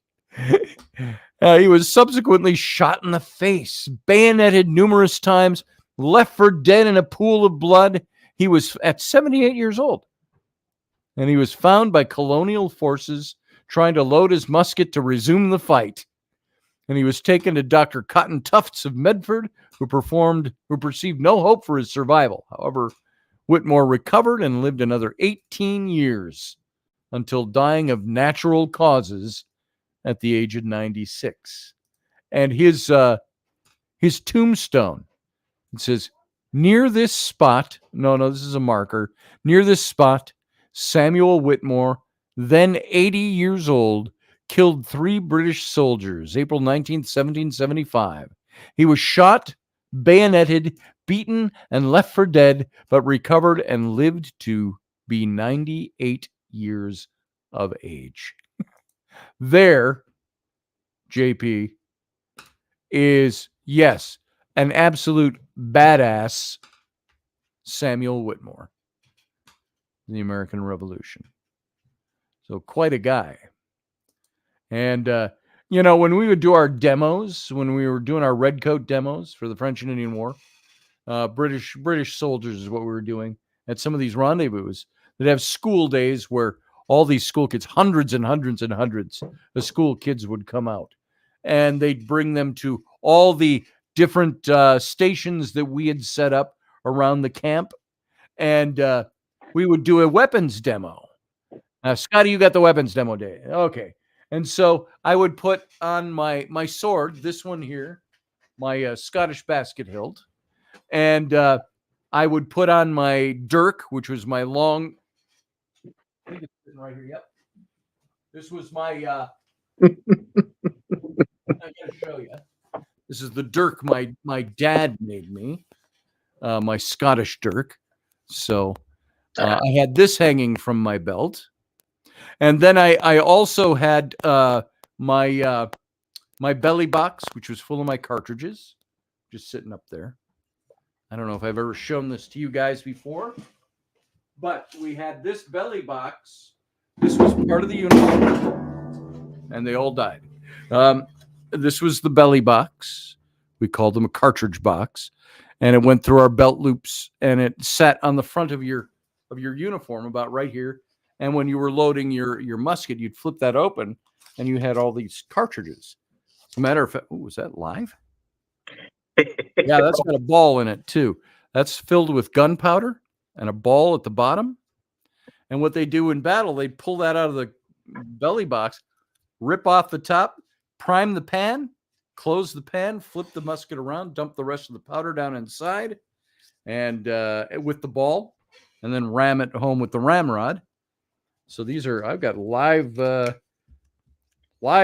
musket rounds here in my belly box. Have your paper we had cartridges. all this gear on. And and then I also had a brace of pistols, 18th century pistols. I had my musket. I had when they were in country, by the way, for a while in the French and Indian War, they eventually ditched these because they get caught on the brush, and they picked up the local tomahawks. And so they ditched the big sword and they'd put the tomahawk in their belt. So I've got a tomahawk. It's busted now, but I think the head of it is sitting right here. Hold on, I'll dig it out here and I'll show you. It's right here somewhere. Right here. Hang on. It was here. If it's not here, I don't know where it went. Oh, no, that's not it. Hang on, I know it's here. Because it's been here forever, sitting up here. At least the head was. Well, I'll be son of a gun. I must have moved it somewhere. You've misplaced your tomahawk? I did. Oh, here it is. That's okay. I found it. Oh, there, you got yours. Yeah, this was mine. And so my dad made this one for me and hand carved the handle. And some kid busted my tomahawk for me. Thank you very much. Not one of my kids. Yeah. But they'd shove that in your belt. And so what we did when we had the kids, the demos, was just like what I just talked to you about. This old guy, Whitmore, he fired his musket. And when he couldn't load anymore, he pulled out his brace of pistols, unloaded his brace of pistols, which was only 2 shots. Bam, bam. So here's the thing with Whitmore, though. Yeah. You need to look at his service record. Okay. Because his service record under the British Army predates 1745. Oh, yeah. The man was like engaged in multiple significant battles. The brace of pistols that he pulled out, the dueling pistols, there's enough strong evidence and things that point to that it was probably a battlefield pickup. Probably. That he got from an officer that he probably killed. No doubt. Same with his saber. The man that's the thing. Was a beast. He fires off his weapons, can't reload anymore. They're on top of him, pulls out his sword. They're just going at him with his sword. Now, what we would do in our demos, the reason I went through that list and showed you all this stuff, we'd start by saying we used our musket. And when we got close enough, we would use our bayonets, and we showed our bayonets. And then I said, then when we were close enough, we didn't have a bayonet. We're can't reload. You flip that musket around, and it was a 9.5-pound club, because there was an order actually when we trained, club your muskets. And that's where you brought them to attention, and then you flip them around and you club your musket. And you used it as a 9.5-pound club. Then, fully loaded, Morgan Snow. That's right. And then there were times you'd ground your musket, or you'd lose it, or you'd break it. What would you do? You'd pull out your brace of pistols. Bam, bam. 2 shots off. And then you went for your tomahawk or your sword. Shink, that would come out of the belt. You'd start fighting with that. And if you ever saw The Patriot, it gives you a fictional replay of what it was like fighting with one of these in battle. Yeah, if you ever want to hear a wonderful telling of Samuel Whitmore's story, The Fat Electrician covers him. Oh, I'd like to hear that. And oh my God, is it great? As always, the man never disappoints when he tells a story. So, yeah, these guys were ferocious. And a lot of the Scots were ferocious. That's why I brought that up. The Scots in the French and Indian War,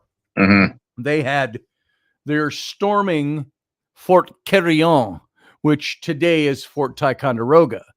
It was renamed after the British retook it during the French and Indian War.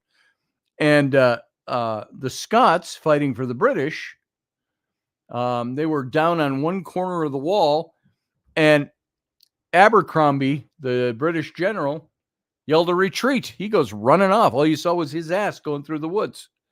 The Scots either didn't get the order, couldn't hear it in battle, it wasn't passed down. 1,200 of them kept fighting at that corner of the fort.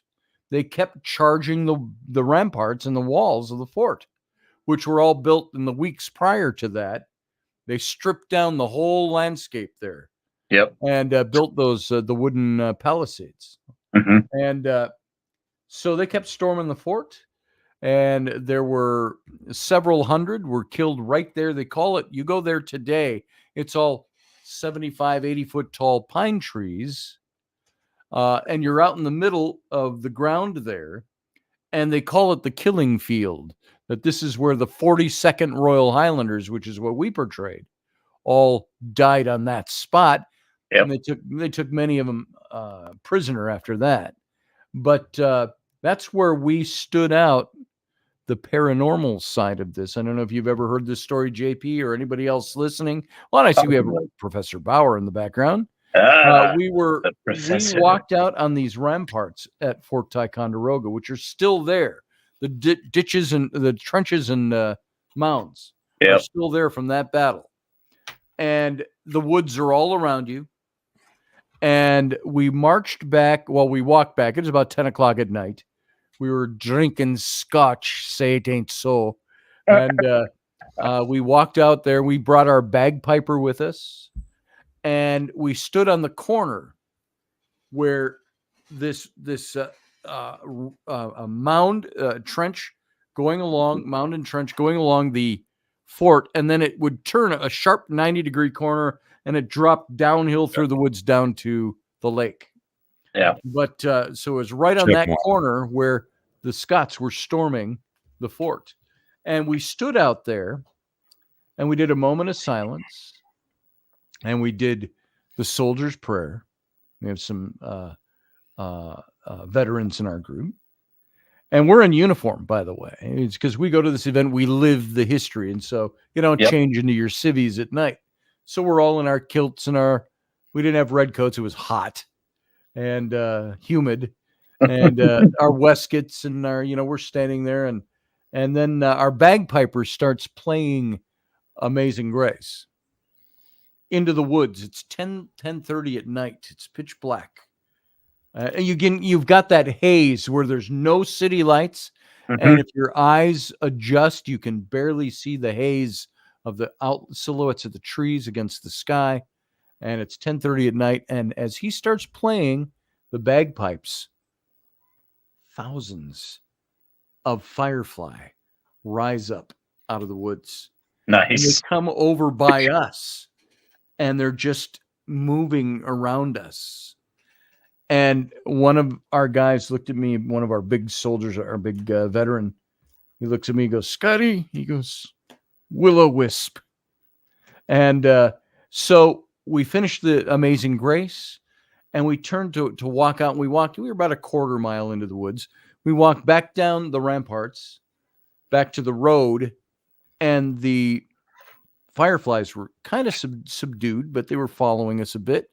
And we went to this big red wooden cross, about 15, 20 feet tall.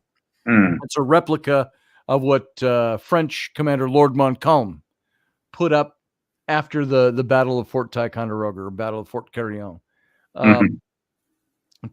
He buried all the French and the British and the Scott soldiers all in a big common grave, and erected this red cross.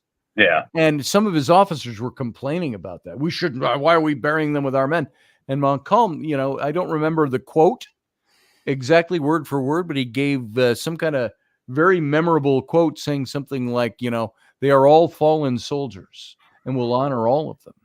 Right. And that red cross, now that's there. Now we went and did another little prayer and bagpipe at the red cross, and I'm going to call it the will-o-wisp came and again almost engulfed us and swirled almost in slow motion around us. Yeah. And it was one of the most amazing experiences I ever had. Now, you can call it's a natural occurrence. It's a bunch of bugs that light up their tails at night and maybe drawn to the movement, drawn to the sound, whatever it is. But that happened that night, and it was on the spot where the soldiers we were reenacting, where hundreds of them died right in this field. The way it was told us when we got there, you not allowed to even put a spoon into the ground here in the woods, because they don't know what you're going to hit. They don't know how unexcavated it is, how many bodies are still out there and still in the woods. So interesting stuff. But oh yeah, definitely. Yeah. And you talk about things being brutal and the rough and tough men and stuff like that. French and Indian Wars. That's where Rogers Rangers came about, which is where the current the modern day U.S. Rangers derived their history. Oh, yes. And so it's all pretty interesting stuff. Didn't you have the Green Mountain Boys? Mm-hmm. Ethan Allen and the Green Mountain Boys didn't they rise up during the French and Indian War, or were they strictly American Revolution? Can't remember. The furniture guy, Ethan Allen, I think that may have just been during the Revolution. But we have the entirety of the human knowledge at our fingertips. Yeah. Computer, when was Ethan Allen and the Green Mountain Boys active? I found several websites for you. The Answers contributor. The Green Mountain Boys was a militia organization first established in the late 1760s and led by Ethan Allen. 1760s. Yeah. So that's pre Revolutionary War, but post 7 years. So what were you using there, Jason? Was that Siri or Alexa? It's Alexa, but when you go into Alexa's parameters, you can change the respond word. Yeah. So I changed it to computer. So by the way, yes, computer.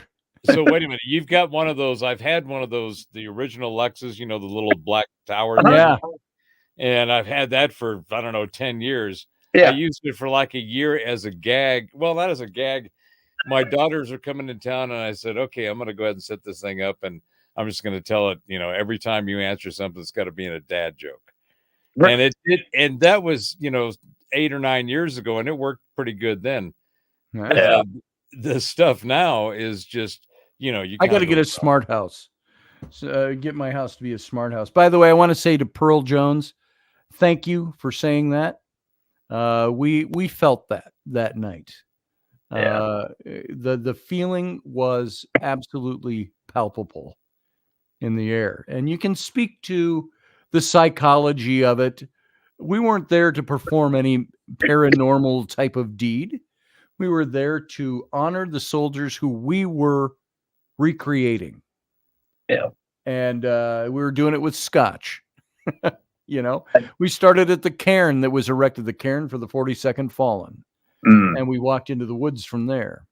And well, I appreciate you saying that. Speaking of, and I echo that. But speaking of scotch, yes. Oh boy.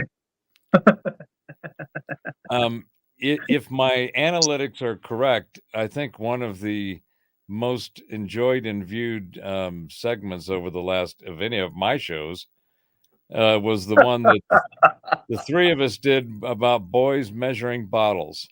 Yeah. Yes. Yeah. That happened right here in the captain's cabin. Yeah, it did. That was a captain's cabin classic. It is indeed. It's funny. Most of my liquor packed away for the move.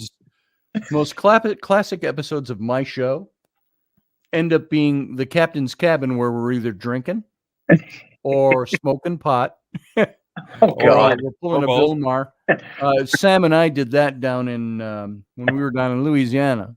I did not partake of the pot smoking. I was not there for that episode, just in case my NSA, FBI, CIA listening post Jason curtain. thumbed his nose at Yeah, us. but you got to remember, Jason, that whole contact high is taking on a whole nother dimension. That's right. I wasn't You even can in the get it same through state. You Bill can get Guy it by says simply the being. Louisiana show was epic. You can get it simply by being on this stream, being caught in the stream. You can. And God. Contact high. So My just we were FYI. plastered and stoned. Yes, Field Guy, we were. Oh Lord. Sam and I had gone over to there. We had the Mexican workers. We were all down there doing construction and roofing, and we had Mexican work teams, and they would always come and get Sam. The Mexicans, the Mexican foreman loved Sam, and he'd always come over. We'd feel our trailer shaking at 2 a.m. And you'd hear, Sam, come out and smoke with us, Sam. And so he would always go out and smoke with them. And I would too sometimes. But we had dinner one night and they gave me some stuff to smoke. And I said, wow, that's very good stuff. And lo and behold, within a minute or two, I was like, oh my God, I said, if Sam filmed this, he's still got it. He's so proud of showing that off. But oh I have Lord, my arms in the air and I'm going, I can't feel my arms. It was, and they're going, oh, Scotty, yeah. You need to take another intake of this, or whatever this breath of this. Another hit, man. And then we had to do radio. oh And, Lord. That's when it's good. And so Sam was a little more used to smoking this stuff than I was. Morgan Snow just pitched in. Yes, it was hilarious. That was, what year was that? Was that 3 years ago now? 3 years ago, probably this month, because we were there from the beginning of February to the middle of May. And it was 3 years ago. And I'm telling you what, we also had scotch. We had a scotch sampler. We had the Glenmorangie scotch sampler of 4 different kinds of scotch. Well, if I remember bottles about correctly, that on the boys measuring bottles, it seemed like there was kind of a bit of an early frenzy of going off to the shelves and gathering the Yes. breaking out in presentation mode and going, what should I select this evening? There was. And then there was Professor comes in like this. He goes, I think I've got you all beat. Three. It was a two-handed, and the bottle was shaped with grips, and you picked it up with 2 hands. Yes. It's like, I don't know, I think it was 2 liters or something of the Sam's Club. Yes. Members mark. Sam's Club members, Single Malt Islands. Scotch. Yeah, that's what it Well, was. this was the Canadian whiskey. And Right. The Sam's Club Crown Royal. Yeah, I think that's what it is. Crown Royal. Yeah, we're like, I think that's really? what it Seriously? tasted like. It was drinkable. I'll tell you that. Well, And that was like the you guys- first time I ever got drunk on wine was a bottle of Inglenook white wine. You know, the long neck and the big body on it. And I drank the whole thing. Oh, geez. And oh man, did I pay for that for a couple of days. Yeah. I just thought of something, Scotty. You were talking about the Yes. you were there with your reenacting troupe. Yes. Now, so when I was in high school, I was living back in Virginia. And now this isn't any sort of paranormal flavor to it, but if anybody in the audience, if you're ever, especially those in Virginia, if you get the opportunity and they do a reenactment of Antietam, and they do it like how they did it when my dad and I went. He's like, "Come on, let's go to this reenactment." I was like, "All right." They do it like they did it then. Right. You have to go see it. It's incredible, and it is borderline a paranormal experience just because of how it kind of unfolds if the weather conditions are right when they hold it and things like that. But I remember we got there, it was 0 dark 30, right? They had generator light stands up in the, observer and audience sections and stuff like that. And that was all kind of up a road and on top of a kind of coming close to the top of a very, shallow hill, right? Yes. And it was dark, right? So when everything started kicking off, they shut off the generator lights and all that. And you could hear the Confederates, or maybe it's the Federal side. I can't remember, but you could hear them. No, it was the Confederate side. You could hear them across. It wasn't at Antietam. It was at a location that was topographically very similar, right? Because they couldn't do it on the battlefield because it's a protected, monument and park. Yes. And so right across from the road, you had the road that you walked up to get to where everybody, was stood and watched. And along the road, so if you're looking down the road, it's right here in front of me. My left-hand side of the road, you have the entire artillery battery. JP, Okay. we don't have video on you, right? You don't have video. I see him. No. Yeah. Oh, I don't see him. I see me. Oh, there Everybody you are. see all three of us? Now I got all three of us. Okay, you were just catching back up after you kind of dropped off for a second. This looks like the administrative meeting of Wankers Anonymous. Jesus. It does kind of.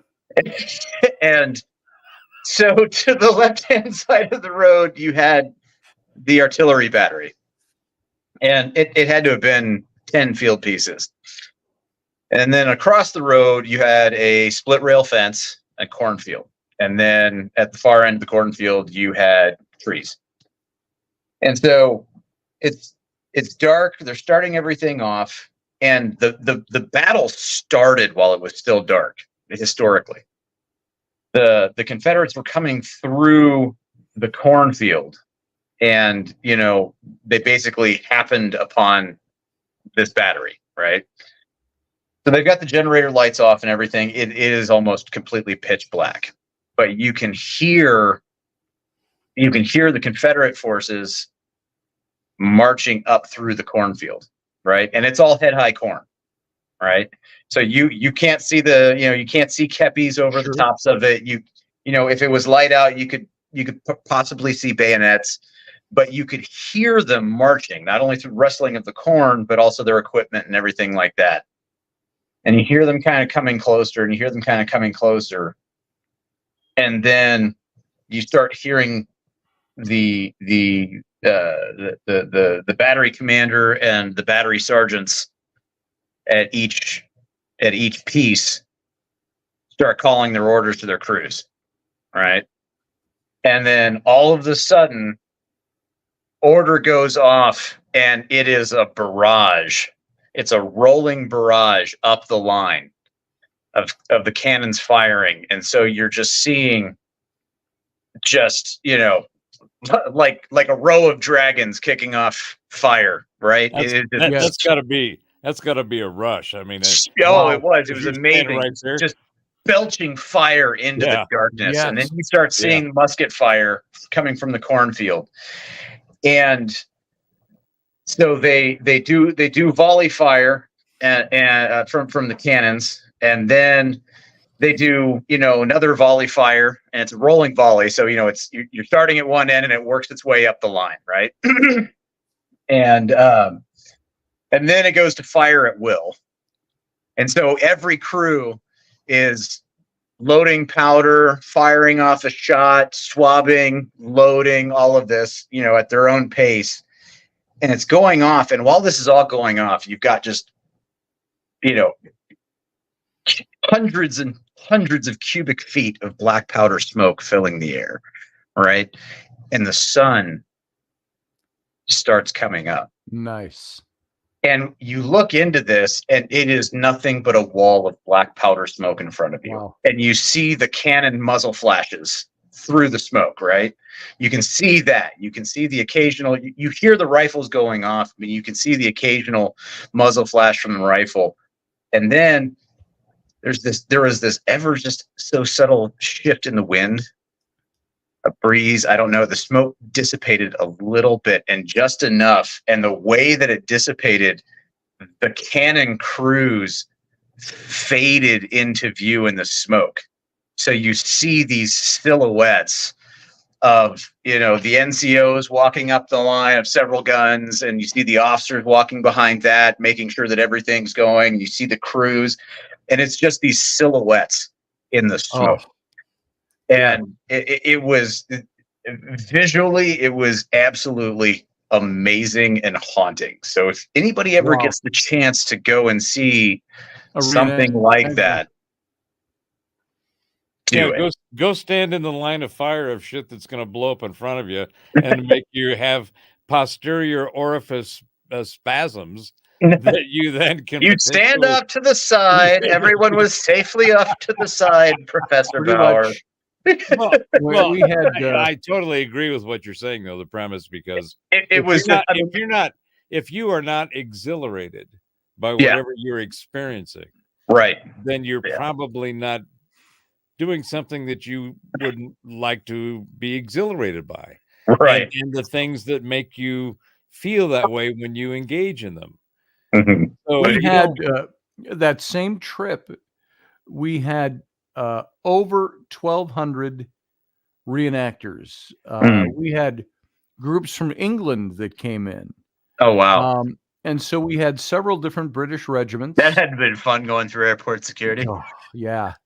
Well, we had to drive our stuff up. We took a big trailer and drove all our gear up while the rest of us flew. But then we had all the French soldiers who were about, I want to say there were about 600 French.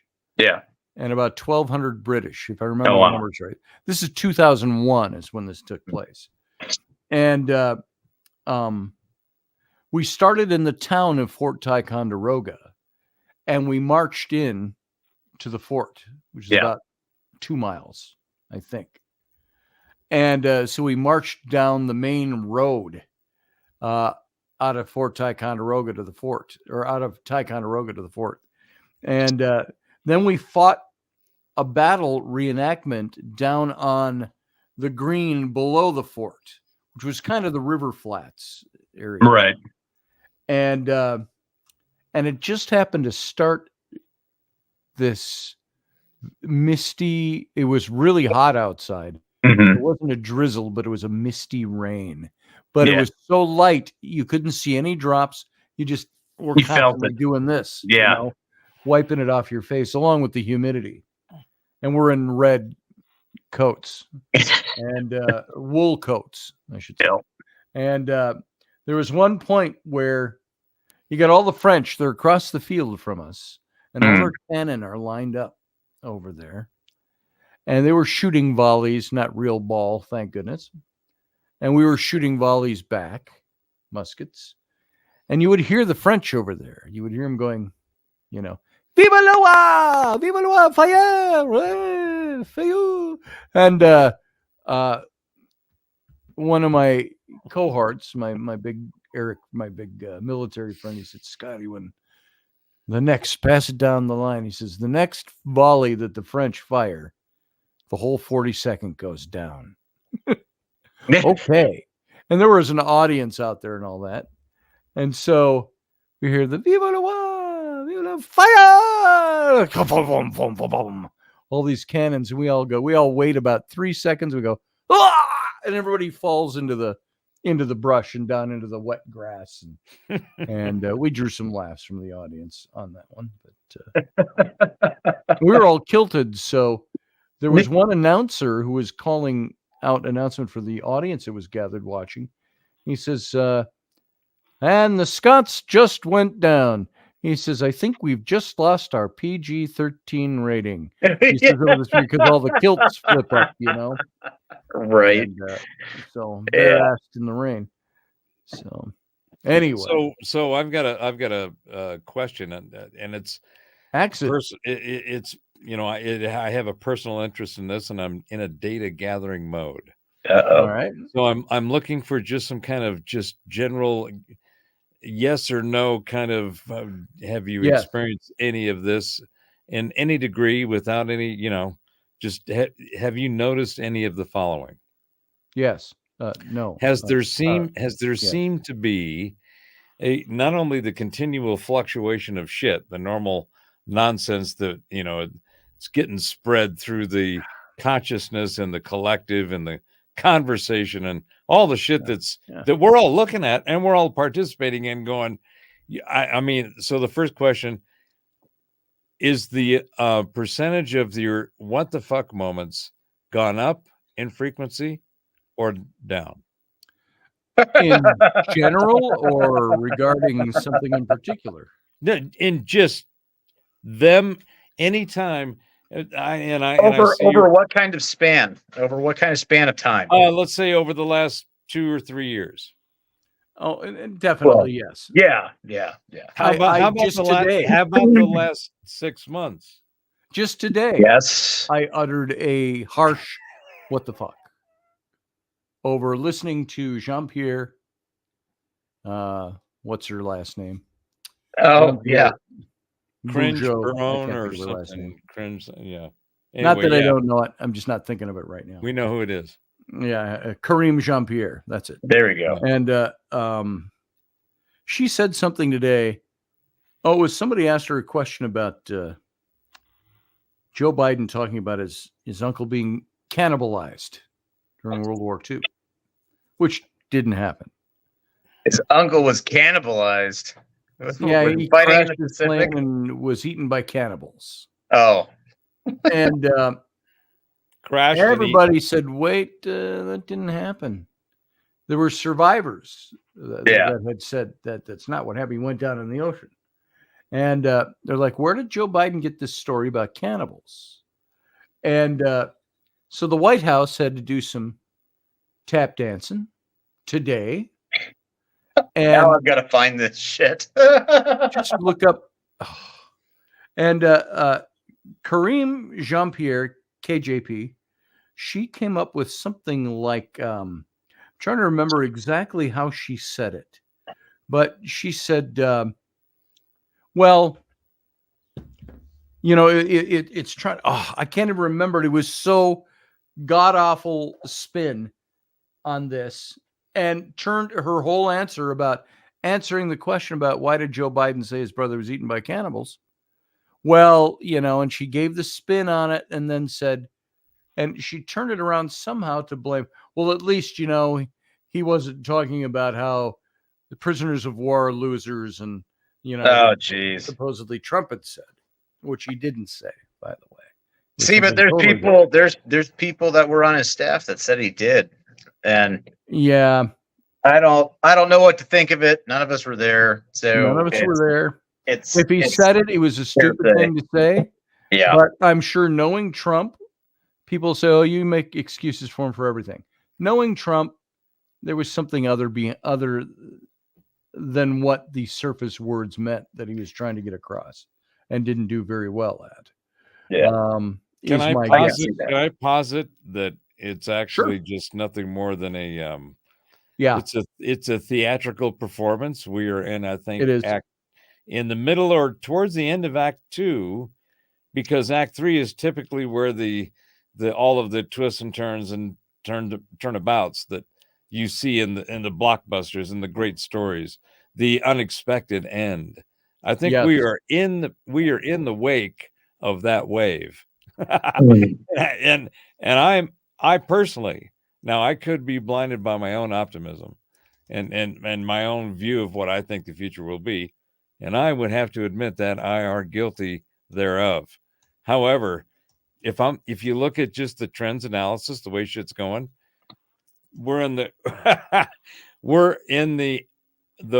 waning of one cycle and the waxing of another, and there is a line between those two where there's essentially, if you will, the streams are being crossed.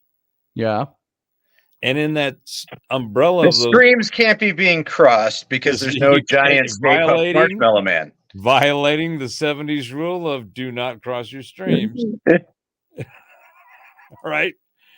So, but the streams, regardless, are crossing. We are in the vortex, and underneath the stream cross, and we're going, okay, yeah, and you can see the waning of the previous energy cycle and the waxing of the new one. So I'm I don't know, self-deludedly looking at the future in an extremely positive, like I want some of that when it gets here, and I will weather through this to get to that. See, I don't know what it is that you're looking for, because right now, here's how I'm looking at the world. I'm looking at the world that we may not be on the precipice of a true World War III, but we are on the prefaces of some significant, protracted, and intense military stuff, given everything that's going on with the Middle East. Then you have the things going on with Ukraine, and all the while, even with China's stuff that has popped up with, like, oh yeah, like half their nuclear missiles are actually filled with water instead of liquid propellant, and things like that.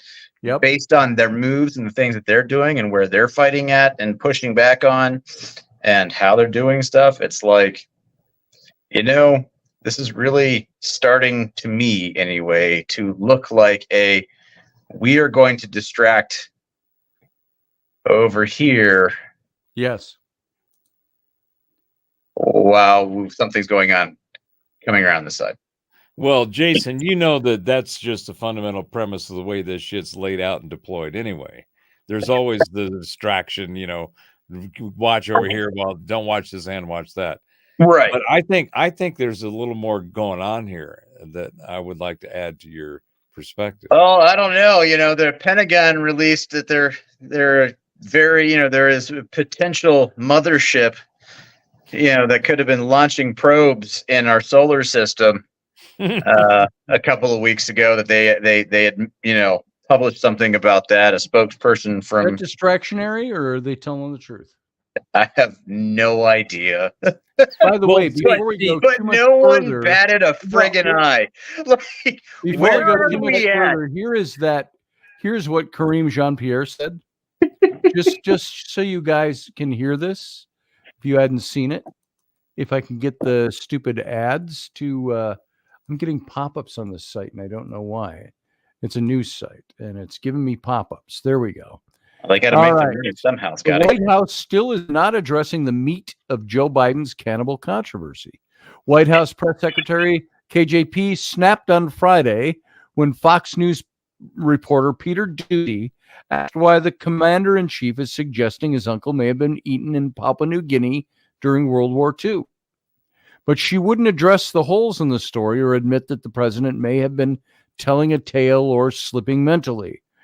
We should not make jokes about it, Jean-Pierre sassed at Ducey. Your last line is for a laugh. Is it for a funny statement? And he takes this very seriously. His uncle, who served and protected his country, lost his life, and that should matter. Ducey had asked the press secretary why Biden said Finnegan's plane had been shot down, when Pentagon document says it suffered engine failure, and also why the president contended the service member had been eaten. That's a bad way to go, Ducey commented, cueing Jean-Pierre's annoyance. Ducey followed up with, where did the cannon come from? Which Jean-Pierre still didn't answer. I think you're missing the point, she said. The point is you have a president that lifts up American veterans, who lifts up U.S. service members, and that's what matters. He understands how critical and how important it is to be commander-in-chief, she added. I'm going to move on. Now, on Thursday, Jean-Pierre gave similar non-answers. On board Air Force One, she was repeatedly asked by reporters to confirm the president's cannibal story, but she wouldn't. She joked that there was no cannibal tab in her binder of information. Jean-Pierre went on to confirm that Biden's uncle died when the military aircraft he was on crashed in the Pacific after taking off near New Guinea, rather than being eaten by cannibals. Jean-Pierre said, look, you saw the president. He was incredibly proud of his uncle's service in uniform. You saw him at the War Memorial. It was incredibly emotional and important to him. You saw him respond to all of you when he was asked about the moment yesterday, and his uncle, who lost his life when the military aircraft he was on crashed in the Pacific after taking off near New Guinea, she continued.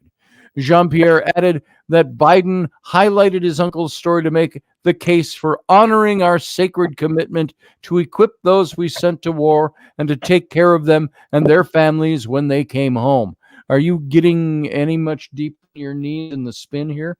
And as he reiterated that the last thing American veterans are suckers or losers, and he wanted to make that clear, she added, a dig at former President Donald Trump, Biden's 2024 blah, blah, blah opponent. Trump has strongly denied making such statements about American soldiers who died in World War II. When a reporter asked her again about the veracity of the cannibal claim, Jean-Pierre responded, I mean, look, I don't have anything beyond about what I just laid out. Hey, but Scotty. It was a really proud moment for him. It was incredibly emotional. Scotty, can I interrupt your thing there? And yeah, I got to say, you do that entire intercourse of discourse justice because of your voice and your eloquence, and you're reading it as a story. However, I'd like to submit the following. However, I would like to submit the following and screen share if you would so kindly grant me in there. If you don't wipe out my my monetization, I am taking you down tonight, brother. This is it. You are that infringe my copyright. To me. Jesus. Y'all are horrible. I have enough fight with YouTube as it is. So here, every episode, by the way, I do gets flagged for copyright for the same piece of music I paid for. Yep. That I have a license. Yeah, I know some other people that do that. The same thing. I know some other people that have had that same problem. I'm just thankful that I got my own library. I use my own shit. But this won't get. This is Fox News. But it is the conversation that you just said, and when you see it, I wanted to play the conversation. My premise is when your words dressed it up real nice. You do pretty good job there, buddy. You can clean up that lingo and you can make it sparkle. Tastes real good, you know. $1.99 per hour. I'll read your book. So let's go ahead and play it. I think it's worth playing. Let's hear them in their own words and their own voice. Here we go. Goodbye, copyright infringement. Well, hello, copyright infringement. Here we go. Oh boy. We have turned.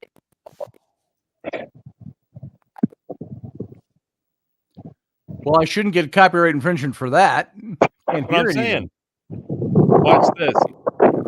Saying things like, "We are all Hamas, and long live Hamas." Okay, I will say, look, this is a president that has been, since he's been in office, and the reason why he ran has been very clear about what he witnessed in Charlottesville. Let's not forget what we saw, the anti-Semitism, the bigotry, the hate that we saw in the street of Charlottesville, which, as I just stated, was one of the reasons that... She brought up Charlottesville. Deep.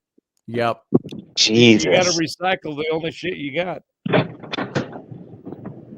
In our national strategy, we make clear that when Jews are targeted because of their beliefs, because of their identity, or when Israel is singled out because of anti-Jewish hatred, that is anti-Semitism, and that is completely. Is it me, or does she look like almost like an LMD or an automaton? I mean, there's the. Oh, here we go. I just love how Ducey just like. He does. Just moves on. I believe I've seen some clips on your network about me answering this question. I don't have much to say beyond what I said to some of your colleagues. Look, I was there. I think you traveled with us too to Pennsylvania. I'm not sure if you were there at the memorial in Scranton. The president had a emotional and I think a symbolic moment. He had an opportunity.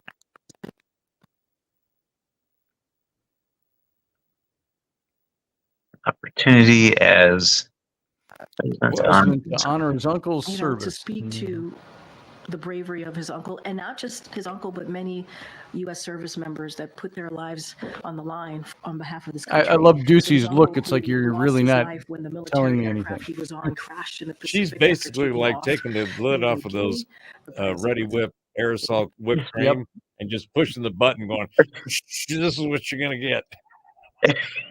But listen to her own words and watch her body them and language. their families Yes. when they come home. Her eyes. I would love to be. Look at her bouncing. Look Yep. at her bouncing. And, I would love to be in the White House press room Commander-in-Chief. Oh my when God. some of these things are said, so I could just And be they like, should actually be lifting up I'm our sorry, commander as a and veteran, and that's I can Yes. tell you that getting it wrong is a big deal Yes, to but us. watch this. Watch this. Ambrose J. Finnegan was a war hero. But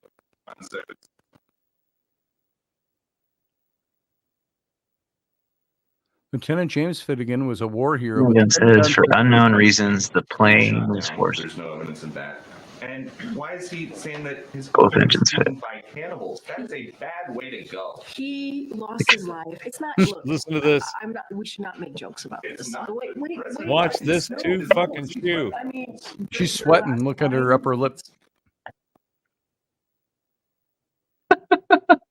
and uncle served and protected this. Ooh. She hates her job right now.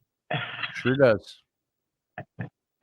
I would love to like, the doors behind the podium or off to the side, like when Listen to she this. finally gets through. Watch this. Who disrespects that? Watch this. Who doesn't honor that? Oh. Said it as president. Suckers or losers. But That's she's what a he said. true believer. That's the problem. She will excuse this stuff. Ooh. Ooh. I think you're missing the point. The point is you have a president that lifts up American Boy, veterans. was that. That is Turn not left the point. here. That was in the White House just a few moments ago. Hey everyone, I'm Emily Compartment. Actually, And that my was co- not the point. The point wasn't uplifting. The point was asking a question why the president talked about cannibalism. Well, why he said because- something that was patently false. Right. That's the thing. Like there were American servicemen who were cannibalized in Yes. the Pacific. Yes, there were. There were American service members who were cannibalized by the Japanese. Yeah. In fact, one of our presidents was almost one of them. But he managed, after making his bombing run, to get far enough away from the island before bailing out that a U.S. submarine was able to get to him, and he was the only survivor from his aircraft. The Grumman TBF Avenger has that was George Bush Sr., wasn't it? George Bush Sr. Yep. It has a long canopy and then a turret in the back, and then there's another thing down in the fuselage. There's another compartment in the fuselage where, like, a bombardier or navigator or a radio man, depending on what they had, they had room for a couple of people down there if necessary, if they had to, admin transport somebody. But not everybody got out of that aircraft. He was the only guy to get out of the aircraft. And if he hadn't been able to push his plane, because his plane was tore up after that run, if he hadn't been able to push it and baby it out far enough, the Japanese boats that they sent from the island would have picked him up, and he would have been eaten by all of the commanding officer's staff, and senior NCOs, and then eventually, by the time they got done with everything, the rest of the men were joining in. But this Japanese commander had his field surgeon go and exhume a body they had just shot that day, cut off flesh from the body, and bring it back and prepare and have it prepared. Hey, when you're hungry, you're hungry. Right. And it wasn't even about hunger. This guy had gone in this whole thing of, if we consume the flesh of our enemies, will gain their power. He's like putting his head in a Jason, jar you on know, your desk. that goes back millennia. Right, it does. Cultures. And It the absolutely whole idea of consuming the vanquished, right, as being the victor. Yeah. That absorbing that energy, and there's an entirely plausible and rational idea of consuming that energy and recycling it. Yeah, but that whole thing went on. It crosses all kinds of stuff, or at least pings it. But the point is that the majority, at least from what I've seen, you guys tell me if you know something different, but the whole cannibalism thing has been very isolated. It's been very intense where it's been found, but it also has its history and it's got its stuff, and it is something that has varying degrees of whys and the justification or the reason or the perspective. I mean, all of those variables are now out there where people can check them out. But well, back to the original story though. It was interesting. I think it's interesting. And why do now fervent supporters of Biden's or of the left will go there? See, she answered that just fine. They just totally gloss over the fact that she had to completely avoid the actual question to say what she said. The question wasn't was the president honoring fallen veterans. It was why was he making a false statement? Well, and yes, and that is the right attack, but you got to give the deuce some props. I mean, he delivered that in the way where it was, you could see it was kind of like Daisy Johnson in the Agents of S.H.I.E.L.D., the one that's got the energy and she could just and you could see he's dumping that at her and she's going, whoa, she's in the wave going, whoa, shit. And she's trying to keep it together to come up with something that sounds like she knew what she was going to say, as opposed to, shit, I was just hit by like this massive wave. I know my points, but I can't organize them. I'm going to try to figure it out how to put that together in my head before I say anything, because I got to deflect this son of a bitch. I vote I can. that we, from here on out, refer to Peter Ducey as the smooth criminal. The smooth criminal? Because she's been hit by a smooth criminal. Yes. Yeah, I go along with that. I mean, that, yeah. I just love watching him in there, like, and just how he hits them. And he's so confident is the thing. And he's like, and he looks at her answers. I'm sure he's going, what crack are you smoking today? What crack are you smoking today? And but he maintains his cool, and I would lose my cool. Yeah, in there, admittedly, I would probably bust out laughing. I would too. When it comes to stuff talking about military things, I'd probably break into what she was saying as an answer and say something to the effect of, "Are you seriously wanting us to believe that crap?" Right. And then, of course, I'd be ejected from the press room and my pass pulled and all of that. So, see, I would ask a question if I had been in Peter Ducey's situation and able to ask that question. And she started giving an answer. I would probably reach back into my movie quote lexicon. Yes. And I would draw up that classic line by Sigourney Weaver from the movie Aliens. Yes. When she's in the briefing room and she's going over the incident and she goes, "I'm sorry, did IQs just drop sharply while I was away?" Yes. Yes. Bingo. And, you can't say it. Obviously, you're going to get censured for doing that.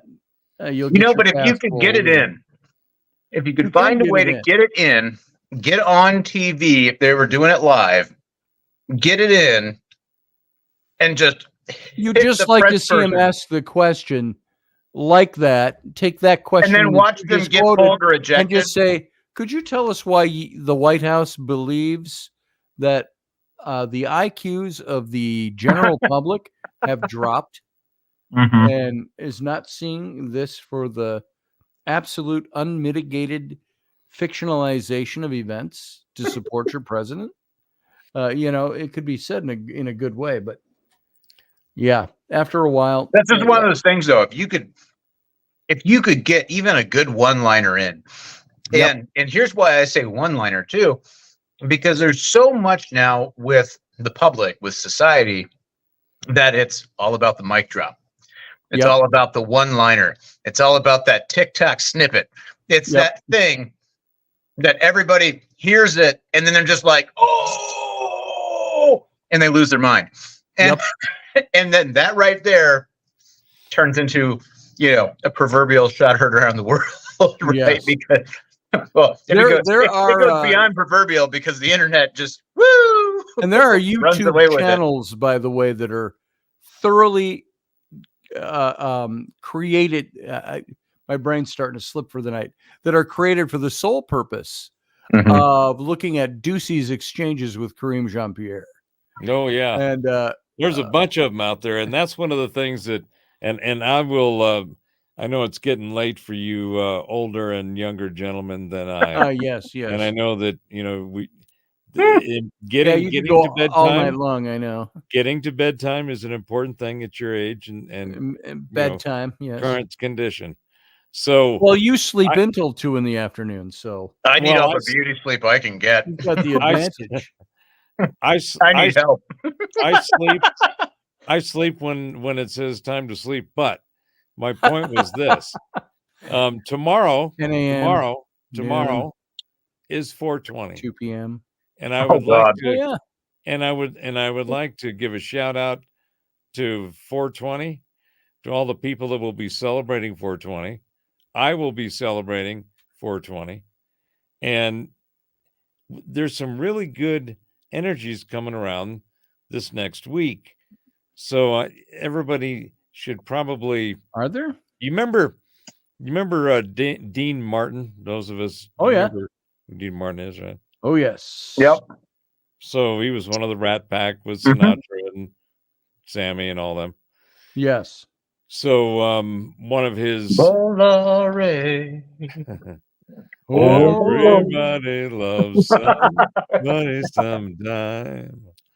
Do do do. Yep. Da, da, da. So anyway, one of his Martin's famous lines was, "Problem with everybody is everybody's just one drink behind." Yes. Well, I thought that was Bogart. Is that Bogart, or he said it was two Martin? drinks, 2 drinks behind. Two drinks. The only problem with the world is that they're 2 drinks behind. The rest of the world is 2 drinks behind. The problem also with bringing that up with Dino is the fact that Dino's drunkenness was a complete act. Complete act. He was never drunk on stage. Yes. He was never drunk during the interviews. It was all. He basically there was an older actor that he would have grown up watching. I can't remember the guy's name right now, but he had kind of perfected the art of playing the drunk. And well, it Dean, have been, Foster Brooks, would it? Or maybe they're kind of the same era. Yeah, but it was Foster Brooks was the guy. This guy predated Dino's career. Johnny Carson. Oh, okay. And but so he worked on perfecting that same thing. So whenever you watch all the we got the Hollywood roast, blah blah blah blah blah. Hey, and they're all like, here you go. Here you go. Boy. Scotty, light it up. Since we're already in violation. Oh, you ain't gonna get none of this. There's Foster Brooks. Yep. It was. I think it was Foster Brooks. I don't know who you are. You're Dean.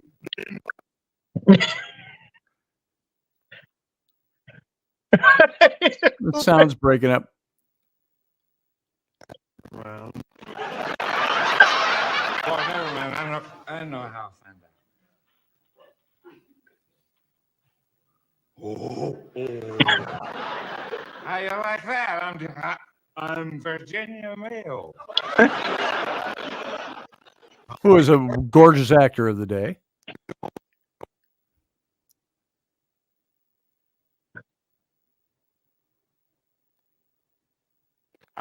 The sound's cutting out. Yeah. Is it cutting out? Yeah. It's way cut out. We didn't catch any of that. Probably got a little bandwidth buffering issue going on there. Yeah. But yeah, Probably. Look up Foster Brooks, folks. Yep, That's Dean the Martin, guy. Foster Brooks. There's a bunch of them. You know, some of the best ones, and a great time. Great way to take your mind off the bullshit and remember the good old days. Yes. Just go onto YouTube and type in Dean Martin roasts.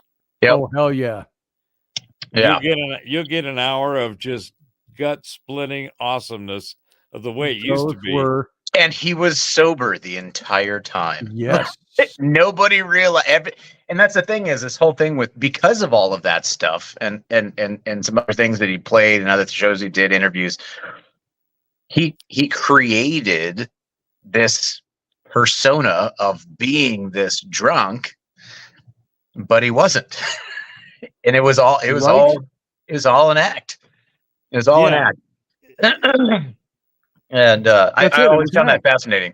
Well, Foster Brooks just nailed the whole drunk thing. Yeah. Oh yeah. I mean, there was nothing better than that. I mean, right. For a total into that character thing. Mm-hmm. You guys remember Rich Little? Yes. Impressionist. Yeah. Well, not ventriloquist, but yeah, he did impressionist. Yeah. Yeah. He did all the politicians and the actors. You remember Steve Allen? Yes, I remember Steve Allen. He had a show called The Meeting of the Minds. I don't remember the show. That was a little bit before my time, but so Steve Allen was before Johnny Carson. Yes. Okay. Yeah. Right. Steve Allen, monster musician, incredible pianist, funny as shit. So he had a show. He had the Steve Allen show. And then he had this other show called The Meeting of the Minds. Mm-hmm. And he would get Galileo, Einstein, Newton, Feynman, and Plato. And he'd have them all sit around a table and talk about the stuff that they knew. Issues, yeah. Phenomenal series. Again, on YouTube. Yeah. Meeting of the Minds, Steve Allen, and any of Steve's music. The works that he did, he played a lot of awesome piano. But that's the kind of creative content that I think we're going to see a lot more of. I think you're right. Basically, I think we're going to see the liberation of music and production from the bathroom through the bedroom and out into the public square where it's actually going to be good. And it'll be something that can be consumed by, Well, I tell you what, if we can somehow find a way to get the American public to ignore ByteDance's own propaganda spins on things like the ban on TikTok and whatnot, and actually get these people to understand the problems, not only with the information theft, and things like that, but also the algorithm, which feeds things to people. Because it's tracking everything that you watch, everything that you look up, everything that you're searching, and so it feeds certain kinds of things. The designers of it understand that people react and eat up certain kinds of things, and it lowers the mental bandwidth over time. if we can get people to understand that, then I think Professor, you might be onto something. But we have to unfuck that first. There is that. There's a fair amount of unfucking that is needed and is afoot, and it's going to be, I think, more organic than people may think about, because typically when you see a pile of shit, and you realize that if you don't do something about it, it's going to stay a pile of shit. Yep. You decide to take initiative and action and go fix the pile of shit. Right. That's innate for, the way that we function, the way that, our proclivities are. Yeah. But when you look at it and you go, I think I'm just going to stay out of that mess. Yes. Right. Boy, is that an easy choice. Yeah. Right. It is. Yeah. It's like, I think if I had a choice to not go in there, I think I'm not. I think I wouldn't. I Yes. think I'm going to pass. Yes. Yes. And Well, there's more than that. There's more than that than there ever has been, which goes back to the original question I asked, from a survey perspective. I wanted to get some additional data, and that was, has your percentage of what the fuck moments been on a steady rise, and is it maybe in kind of peak territory? A little bit. In some things, there's been a few things that it's certainly in the last year that have made me say, "What the fuck?" Yeah. And within the last month or so that have made me, WTF, There's mate. been more in the last month or two, and it's noticeable from your perspective. Yeah. I mean, not only with the things that we see going on out there, like with Iran and Israel and Palestine, the Palestinians in Gaza and all that, things with Ukraine, those things, but just some personal life stuff too, where it's like, what is going on? Like, what the hell just happened? Yeah. And, Jason, are you coming out of the bathroom? What? Are you coming out of the bathroom, as I was suggesting? People being able to come out of the bathroom and do the fullness No, of themselves. I've been sitting in my kitchen this entire time, except when I stepped outside to smoke. Never mind. Didn't land the way it was supposed to. Oh, you were talking like a figurative. When everybody looks at you and starts to try to dissect the bathroom, I'm not quite sure. Is it a metaphor? Where's he going with this? What the fuck? Were we talking? Thanks for adding another one, Professor. Signifying the universe or divine devolution? Divine de-evolution. I'm just waiting to hear more about the mothership dropping off probes in the solar system in the Pentagon. That's what I'm waiting on. I want to hear more about that. I know, and if you read the, you can look up if you do a search for the article. Pentagon says possible alien mothership releasing probes in solar system. It'll bring up the stuff. I think Military Times carried it, and a couple other pages carried it and stuff like that. See, I didn't hear a thing about it until you brought it up. Well, right, and that's the thing is, it's like, and that was kind of my point about bringing it up, right? Is that here you have somebody from the Pentagon within the circles that cover unidentified aerial phenomenons and things like that they've started doing, and like being open about, public about, you have this thing come out. Nobody bats an eye. Nobody pays attention. Nobody's talking about it. Like, it's like, you did see where the Pentagon, somebody from the Pentagon said. So, Jason, would you say that falls into the category of one of the best ways to keep something secret is to put it out in plain sight?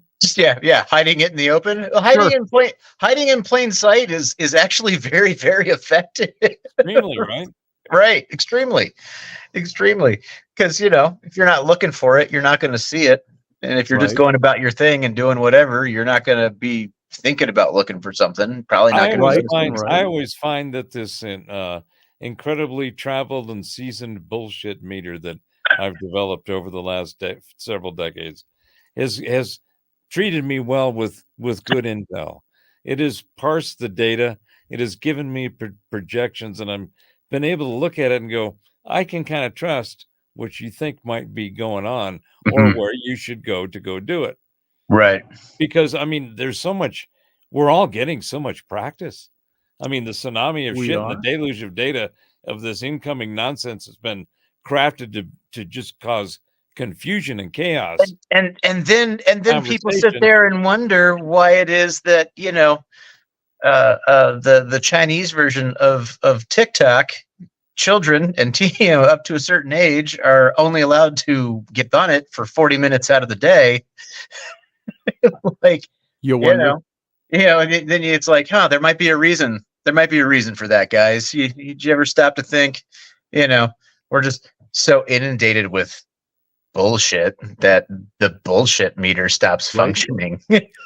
Well, you got to keep it functioning, because even though you don't need a meter to see the shit, the meter is very helpful when you're not sure about the shit you're seeing. So the meter kind of needs to have its own independent, you know, sensory and sourcing, be on scan all the time. So we encounter is like, assuming you have the presence of mind enough to develop it and maintain it. I'm not sure about the frequency shit that you're dropping on me here. So, but my point is that once you think about it from that perspective, then you can kind of navigate. It's like having your tricorder, right? You do a frequency sweep, and you're going, I'm not sure about that, and you're bullshit. And then you're just like, he's dead, Jim. Yeah, well, I have to ask, Professor. Yeah. Have you started celebrating 420? 420 day a little early. I did do some shopping earlier today. Yes, you did some shopping. Okay, I was just curious. Were you sampling while you were shopping? Let me try. Did you try a little bit of that? Did you go to the Ganja Costco and hit the free samples at the ends of the aisle? No, I actually went to the greenhouse and procured some of their new Blue Dream. Very nice. I have to say, once I discovered about 10, maybe 12 years ago, that strain and me are like, it's like I get two of me. Today I did laundry, vacuuming, I moved furniture, I went shopping, I took all kinds of shit, took care of, and still haven't had a nap, and did a bunch of tech shit, and the laundry's done. Sounds like it was laced. It does. And you know, the beautiful thing, had a little meth laced in there or something. Just sativa, 25%. And I mean, it's a very stimulating herb for me. I mean, I can smoke a bowl maybe in a day, and I'll be up for 2, and all kinds of shit will get done. You know that's not physiologically healthy, right? Well, it is. What, I smoking do use and staying up late and working? judiciously, and I'm very discriminating. I can smoke a bowl and I'm up for 2 days. That is not. You understand? People start to suffer permanent brain damage after being awake for 3 days, right? Well, I think he's exaggerating. I'm just saying. Let me rephrase that correctly. Let me correct myself. It was 2 days of. It's a beautiful bowl. Yeah. It was a beautiful bowl. It was great. Very smoky, sticky green stuff. Really good. Yes. Up for 2 days. You wouldn't believe what I got done. Not a bit. You wouldn't believe it. They don't believe it. They don't like it. They don't like hearing about it. But it was a beautiful bowl. It's very good. Very good. Very good. It was the best. It was magnificent. It was wonderful. Everything was done. We're making Professor Bauer great again. That's right. I don't think so. But I tell you what, at a minimum, it is not only highly entertaining, but it's a lot more fun. And when you get a whole bunch of stuff done and you've had fun doing it, then you kind of sit back and you're thinking, I mean, I guess if I was high as a kite, vacuuming would be a lot more interesting. I'm at that point where I'm going, the problem, though. Should I have more fun? The problem with cleaning while stoned is 3 days later, when you're back to normal, and you're going, Where did I put What everything? the hell happened in here? Right. And and the funny thing is, you think it looks good or it was a good idea when you're stoned. I've had several different occasions when I have smoked beyond my limit, and I think I am holding intellectual discourse. And in my head, I believe I am holding intellectual discourse. In my head, I'm also telling myself, well, remember when you did this last time? It wasn't as intellectually discoursing as you No, thought it I'm was. good. This is where we got But a I'm good doing it this conversation. time. I'm killing it this time. Scotty, And, I can attest, and because I have been a witness of this. yes. I have seen that shift of the shades within the silos of your mind bouncing around while we're all sitting here going, where's he going next? And me, I'm the sober one. Well, mostly sober. I drank. Right. Scotty's over there like, what? You turned off your mic. There's a sock in the Scott. There we go. Sorry, I had to talk to my son. Oh, off camera. Had to it looked mute. like you were talking to us. So I was looking over here. Well, that's actually how I see it most of the times when I'm watching your show. So that was yeah. Stoned and plastered, said Field Guy. Yep. Oh Lord. Yeah, those were some times. We'll have to. Weren't we talking about all getting together once? Was it with Rocky Stucci? All getting together and sitting around a fire, a fire pit, smoking and drinking, doing shrooms, and recording for a show. Yes, we're doing live streams. I think you inserted the eating shrooms part there. Yes, I think that was an insert. That was a later edit. Moi. Yes. Scholars say that was a later edit because it was in a different vocal style than the rest. It's a different. Do some shrooms. Yeah, exactly. You try to slip it in a couple of frames of the movie, like Fight Club. You hear that stuff all the time, right? Subliminal messaging. That's Jesus. I'm trying to think of an example of that. You see it all the time in the movies. Yeah. Oh, all the time. And you've memorized lines. You've heard them before because you've seen the scene several times where it's a different tonal quality and you say, now that was a studio edit during that fight scene or something like that. It's like the very famous Marion. Indiana like Jones thinking Marion's being blown up in the truck. Right. In Raiders of the Lost Ark. And he turns, and he does the kind of halting, watching the truck. And then you hear Marion over the top. He didn't say that right there. That was added in the studio. So. Oh, Lord. Well, gentlemen, it's time. I think you have worn me out. And it's almost time. Midnight. It's time for me to go think about examining the back of my eyelids to see what's showing tonight. Man, I hear that. Yeah. I'm surprised I'm still alive right now. So for the night, I mean, Lord. Right. Yeah. All right. Well, Professor, thanks for being here.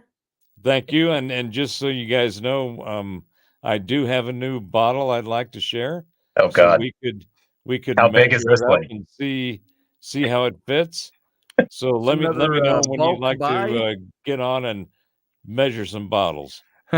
The label itself, it's bad when the label says 33% more. Right. Here's what I need to do on that note. Yes. I just need to break down, and when I'm on base, go into class 6, the shop at, and go down the liquor aisle. Sarah's here. Hey, Sarah. Why didn't you call in? Always, Sarah. Oh, Always. Yeah, we'll be safe. But You too. Sleep well. But go down the liquor aisle and get what is the military special brand of questionable rot gut hooch stuff that passes as either vodka, whiskey, or whatever, that comes in the gallon local plastic jug. It's on the bottom shelf. It's like jug, a milk jug. Yeah, that's what I need to do. And then just when the professor shows up with his 2-handed bottle, I can just be like, military special. You get you know it's coming. You know it's coming. Water for your water thing at home, and then the water cooler. Just Well, you guys know it's coming because we did it before, and I'm just telling you that the bottle will be brought. So make sure you bring your bottle. Well, the bottle will be brought. I will probably have to abstain from acquiring giant bottle of liquor until I get to St. Louis. Admit it, you guys. I don't need to transport that much crap in my car. Just for clarification, you guys admit. Just for clarification. When you saw how big my bottle was, the only thing you guys could go get was a whole bunch of smaller bottles. Yeah. Okay. And you brought out the smaller bottles in array and were like, showing them off. What do you think of this one? See, he may have the biggest bottle, but we got a whole bunch of them. Color. Here's the thing, Prof. With that, we brought quality to the table. Oh, yeah. I knew you were going to go for that. We never does quality hooch come in large containers. No. I knew. I was hoping you weren't going to go there. Just so you know, see, quality over quantity, exactly, Sarah. Thanks for sticking me in the back, Sarah. Appreciate it. Well, you go suckle at your large bottle, and we'll see you next time. Thanks for being here, Professor. You're coming with the over-the-shoulder moonshine. Yeah. I was just picturing that in my head too. I should go off and suckle my sucker. Go do it. Yes. Have a good one. Later, brother. Thanks for being here. And that was like the old line of from the show Friends. And Chandler had quit smoking, and Monica, is that who he was married to? Maybe the dark-haired one. Yep. And she said she would always give him crap when he'd smoke. She'd taste it on his lips or smell it on him. And he stepped outside, and some guy he stepped outside to have a cigarette. And some guy was standing outside, and he goes, "Oh man," he says, "I quit smoking. Could I have a little drag of that?" He goes, "Sure, man." And he hands it over to Chandler. Hands it over to him. The guy takes a deep drag, and he goes, "Ah, sweet mistress, once again I suckle at thy smoky teat." And then he hands it back to Chandler, and Chandler goes, "Nah, you keep it." So, and on that note, let us depart. We shall part ways for the night. Indeed. And good to have you here, JP. Always good to be here. Talk to you soon. Sounds good. See you, brother. Everybody else, those of you who are left, the few. Let's see, I can't even get quotes out tonight. Now my brain is gone. It's finally gone. We brothers, we band of brothers. It's the Band of Brothers quote, and I can't think of it. So anyway, all of you, thanks for being here tonight. I appreciate your presence. I appreciate you, my listeners, and the fact that you'd stick it out and hang with us all night long for an extra 2 hours, which is what it's been. So you all have a good night. We'll see you next time. Live long and prosper.